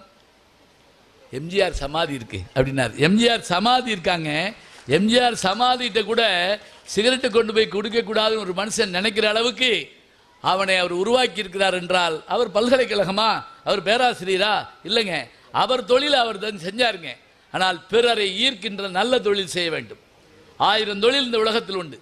இப்போ நான் இந்த பேசி இப்போ 1.25 மணி நேரம் கொடுத்தாங்க. 1.25 மணி நேரத்தை நான் சரியாக முடிச்சிருக்கேன். 1.25 மணி நேரம் ஆச்சுங்கிற விஷயமே நான் சொன்ன பிறகு தான் உங்களுக்கு தெரிஞ்சிருக்கணும். நடுவில் எப்பா இந்த முடிச்சிடுவார்ப்பா இந்த அப்படி சொல்லிக்கிட்டு இருந்தோம்னா நடக்குமா? என் கண்ணு முன்னாடியே ஒரு அம்மா ஒரு பிள்ளையை போட்டு அடிச்சுங்க ஒரு மேடையில். வருவியா இப்படி இடத்துக்குலாம் வருவியா அப்படிங்குது. அவர் தான் அப்படி இடத்துக்கு வந்துட்டார். சில இடத்துல பேசுறது இவங்களே நேரம் சொல்லிடுறாங்க. நான் ஒரு கூட்டத்தில் போய் கேட்டேன், எப்படி அந்த ஊர் பெரியவர்கிட்ட, ஐயா எவ்வளோ நேரம் பேசணும் அப்படின்னு. அவர் ஒடியாந்து என் கையை பிடிச்சிக்கிட்டாரு. இப்படி கேட்காதீங்க, இது உங்கள் ஊர், எவ்வளவு நேரம் வேணாலும் நீங்கள் பேசுங்க, நாங்கள் போயிடுவோம் அப்படின்னாரு. எங்களுக்கு வேலை இருக்குல்ல. அப்புறம் நான் தான் வேலையை தவிர நான் ஊராக போய் பேசிக்கிட்டு இருக்கேன். இல்லைங்க, இங்கே சாப்பிட்ட உணவு இங்கே போனால் 3 மணி நேரம். ஆனால் இந்த கேட்டிங்கல்ல, இந்த செய்தி உங்களுடைய மனதுக்குள்ளேயோ உங்களுடைய அறிவுக்குள்ளேயோ போனால் காலகாலத்துக்கு மறக்கக்கூடாது. செல்வத்துள் செல்வம் செவிச்செல்வம் அச்செல்வம் செல்வத்துளெல்லாம் தலைனா காதின் வழியாக கேட்கப்படுகின்ற செய்தி நம்முடைய மூளைக்குள் நம்முடைய அறிவுக்குள் சென்று எட்டுகின்ற போது அத்தனை சிந்தனைகளை தரும். அருமையான நிகழ்ச்சி. எனக்கு என்ன பெருமையாக இருக்கு, அவங்க சொன்ன மாதிரி தான் இங்கிருந்து அங்கே வரைக்கும் நான் பார்த்துக்கிட்டே இருக்கேன். நின்றவர்கள் நின்றபடி, அமர்ந்தவர்கள் அமர்ந்தபடி. இடையில சில தாய்மார்கள் எந்திரிச்சு போகிறப்ப என்னன்னா அந்த குழந்தையை கூட்டிகிட்டு போயிட்டு வர்றாங்க, அவ்வளோதான். வேறு யாரும் அசையலை. சித்திரத்தில் எழுதிய செந்தாமரையை போல அப்படியே உட்கார்ந்துருந்தீங்க. இந்த மாதிரி உங்களை வார்த்தெடுத்தவர்கள் மகிழ்வோர் மன்றத்தை சேர்ந்த பெருமக்கள், அவர்களுக்கு தான் நன்றியை சொல்லணும். சரி, இந்த 1 மணி நேரம் 1.25 மணி நேரத்தில் எங்கனையாவது முகம் ஜொலிக்கிற மாதிரி வார்த்தை இருந்ததா? அதுதான் உண்மை. நகைச்சுவை மன்றம்னா யாரையும் இழிவு பண்ணக்கூடாது, யாரையும் காயப்படுத்தக்கூடாது, ஆபாசமாக பேசக்கூடாது, அமங்கலமாக பேசக்கூடாது. முக்கியமான வார்த்தை அமங்கலமாக பேசுறது தெரியுமா? கல்யாண வீட்டில் கூட சில பேருக்கு பேச தெரியாதுங்க. ஒரு கல்யாண வீட்டில் பார்த்தேன், ஒரு ஆள் மயக்க பிடிச்ச உடனே சொல்றார், மணமக்களுக்கு ஒன்று எச்சரிக்கிறேன், இல்லறம் என்பது பெரிய காடு, அங்கே சிங்கம் உண்டு, ஓனாய் உண்டு, கரடி உண்டு, கருங்குரங்கு உண்டு. டிஸ்கவரி சேனல் பூரா சொல்றான். அப்படியே மணமகன் நடுங்கினா இதெல்லாம் சொல்லாமல கல்யாணத்துக்கு ஏற்பாடு பண்ணிட்டாயின்னு. இப்படியா பேசுவாங்க? பேசுகிற போது மங்களகரமாக பேசணும். இவையெல்லாம் இந்த 1 மணி நேரம் பார்த்தோம். இப்போ டிவி பார்க்குறப்போ போது கூட குடும்பத்தோடு உட்காந்து பார்க்க முடியாத சொல்லுங்க பார்ப்போம். பயப்படுறோம். ஏதாவது ஒரு பாட்டை போட்டு விட்றாங்க. ஆட்டமாக ஆடுறப்ப குதிச்சிருமோன்ற பயமாக இருக்குது வீட்டுக்குள்ளே. அம்மா ஒரு மாதிரியான ஒரு சீன் வந்த உடனே முன்னாடி உட்கார்ந்த பையனை பார்த்து பின்னாடி இருந்த அப்பா கத்துனாராம், கண்ணாமுடா அப்படின்னு இருக்காரு. அவன் ஒடியாந்து அவங்க அப்பா கண்ணை முடிப்பிட்டான் அப்படியே. ஏன்னா அவனுக்கும் பயமாக இருக்கும்ல, அப்பா கெட்டு போயிடுவாருன்னு. இந்த 1.25 மணி நேரத்தில் அப்படி ஏதேனும் இருக்குமானால் யோசிச்சு பாருங்க, எத்தனை விஷயங்களை நம்மளால் சொல்ல முடியுது. சரம் தொடுப்பது. இதுக்கு காரணம் என்ன? என் கல்வி மட்டும் இல்லைங்க, என்னுடைய பயணம் மட்டும் இல்லை, என் அனுபவம் மட்டும் இல்லை, நான் கற்றுக்கொண்ட பாடங்கள், என்னுடைய பயணங்கள், என்னுடைய உழைப்பு, என் நேரம், நான் பட்ட அவமானங்கள் அத்தனையும் சேர்ந்து தான் என்னை பேச்சாளனாக மாற்றி இருக்கிறது. போன உடனே எனக்கு இப்படி ஒரு சபையை கொடுத்து பேச சொல்லியிருப்பாங்களா? எத்தனை ஊர்களில் மேடை இல்லாத இடத்துல நான் பேசியிருப்பேன். யோசிச்சு பாருங்க. ஒரு ஊரில் மேலூர் பக்கத்தில் கையில் அக்ளின் செடி எடுத்து ஆடிக்கிட்டு இருக்காங்க. அங்கே என்னை பேச விட்டாங்க, கையில் மைக்கை கொடுத்து. ஒரு அம்மா என்னை சுற்றி ஆடி வருது அப்படியே. அதில் பேசிக்கிட்டு இருக்கேன். அதில் தலைப்பு எழுந்திருக்கீங்கன்னா சிகாகோவில் விவேகானந்தர். இதில் பேசிக்கிட்டு இருக்கப்ப இன்னொரு அம்மா ஒடியாந்து என் பேரனை காண மைக்கில் சொல்லு அப்படிங்குது. நான் விவேகானந்தர் நிப்பாட்டிட்டு முனியாண்டி என்ற 3 வயது சிறுவனை காணவில்லை, கட்டம் போட்ட சட்டை, ஒட்ட வெட்டப்பட்ட தலை, இதெல்லாம் டிவியில் கேட்டிருக்கேன். அப்புறம் நல்ல வேளை அந்த அம்மா வந்து சொல்லிருச்சு, இந்த முனியாண்டி கிடச்சிட்டான்னு. இல்லைன்னா நான் வாழ்நாளில் கூட வருத்தப்பட்டுக்கிட்டே அலையணும். அப்படிலாம் இருக்கு இந்த இடத்துங்கள்லேருந்து. இங்கே வந்து பேசுகிறோம்னா இருந்து கேட்ட உங்களுக்கு நன்றியை சொல்லி என்னுடைய நூல்கள் சில கொண்டு வந்திருக்கிறேன். கலகல கடைசி பக்கம்னு ஆனந்த விடனில் பத்திரிகையில் எழுதின செய்திகள்லாம் தொகுத்து வச்சுருக்கேன். மஞ்சரி கேள்வி பதிலில் 5 வருஷமாக எழுதின கேள்வி பதில் இருக்குது, புத்தகம் இருக்குது. வேணுமானால் நீங்கள் வாங்கிக்கலாம், வாங்காட்டாலும் எனக்கு ஒரு பெரிய மகிழ்ச்சி தான். இருந்து கேட்ட உங்களுக்கு நன்றியை சொல்லி மகிழ்வோர் மன்றத்தினுடைய 3வது ஆண்டு மிகச்சிறப்பாக அருமையாக நடைபெற்றிருக்கிறது. இந்த மகிழ்வோர் மன்றம் வெள்ளி விழா காணும் போதும் பொன் விழா காணும் போதும் என்னையே அழைக்க வேண்டும், நீங்களும் வர வேண்டும் என்று கேட்டு விடைபெறுகிறேன். நன்றி, வணக்கம்.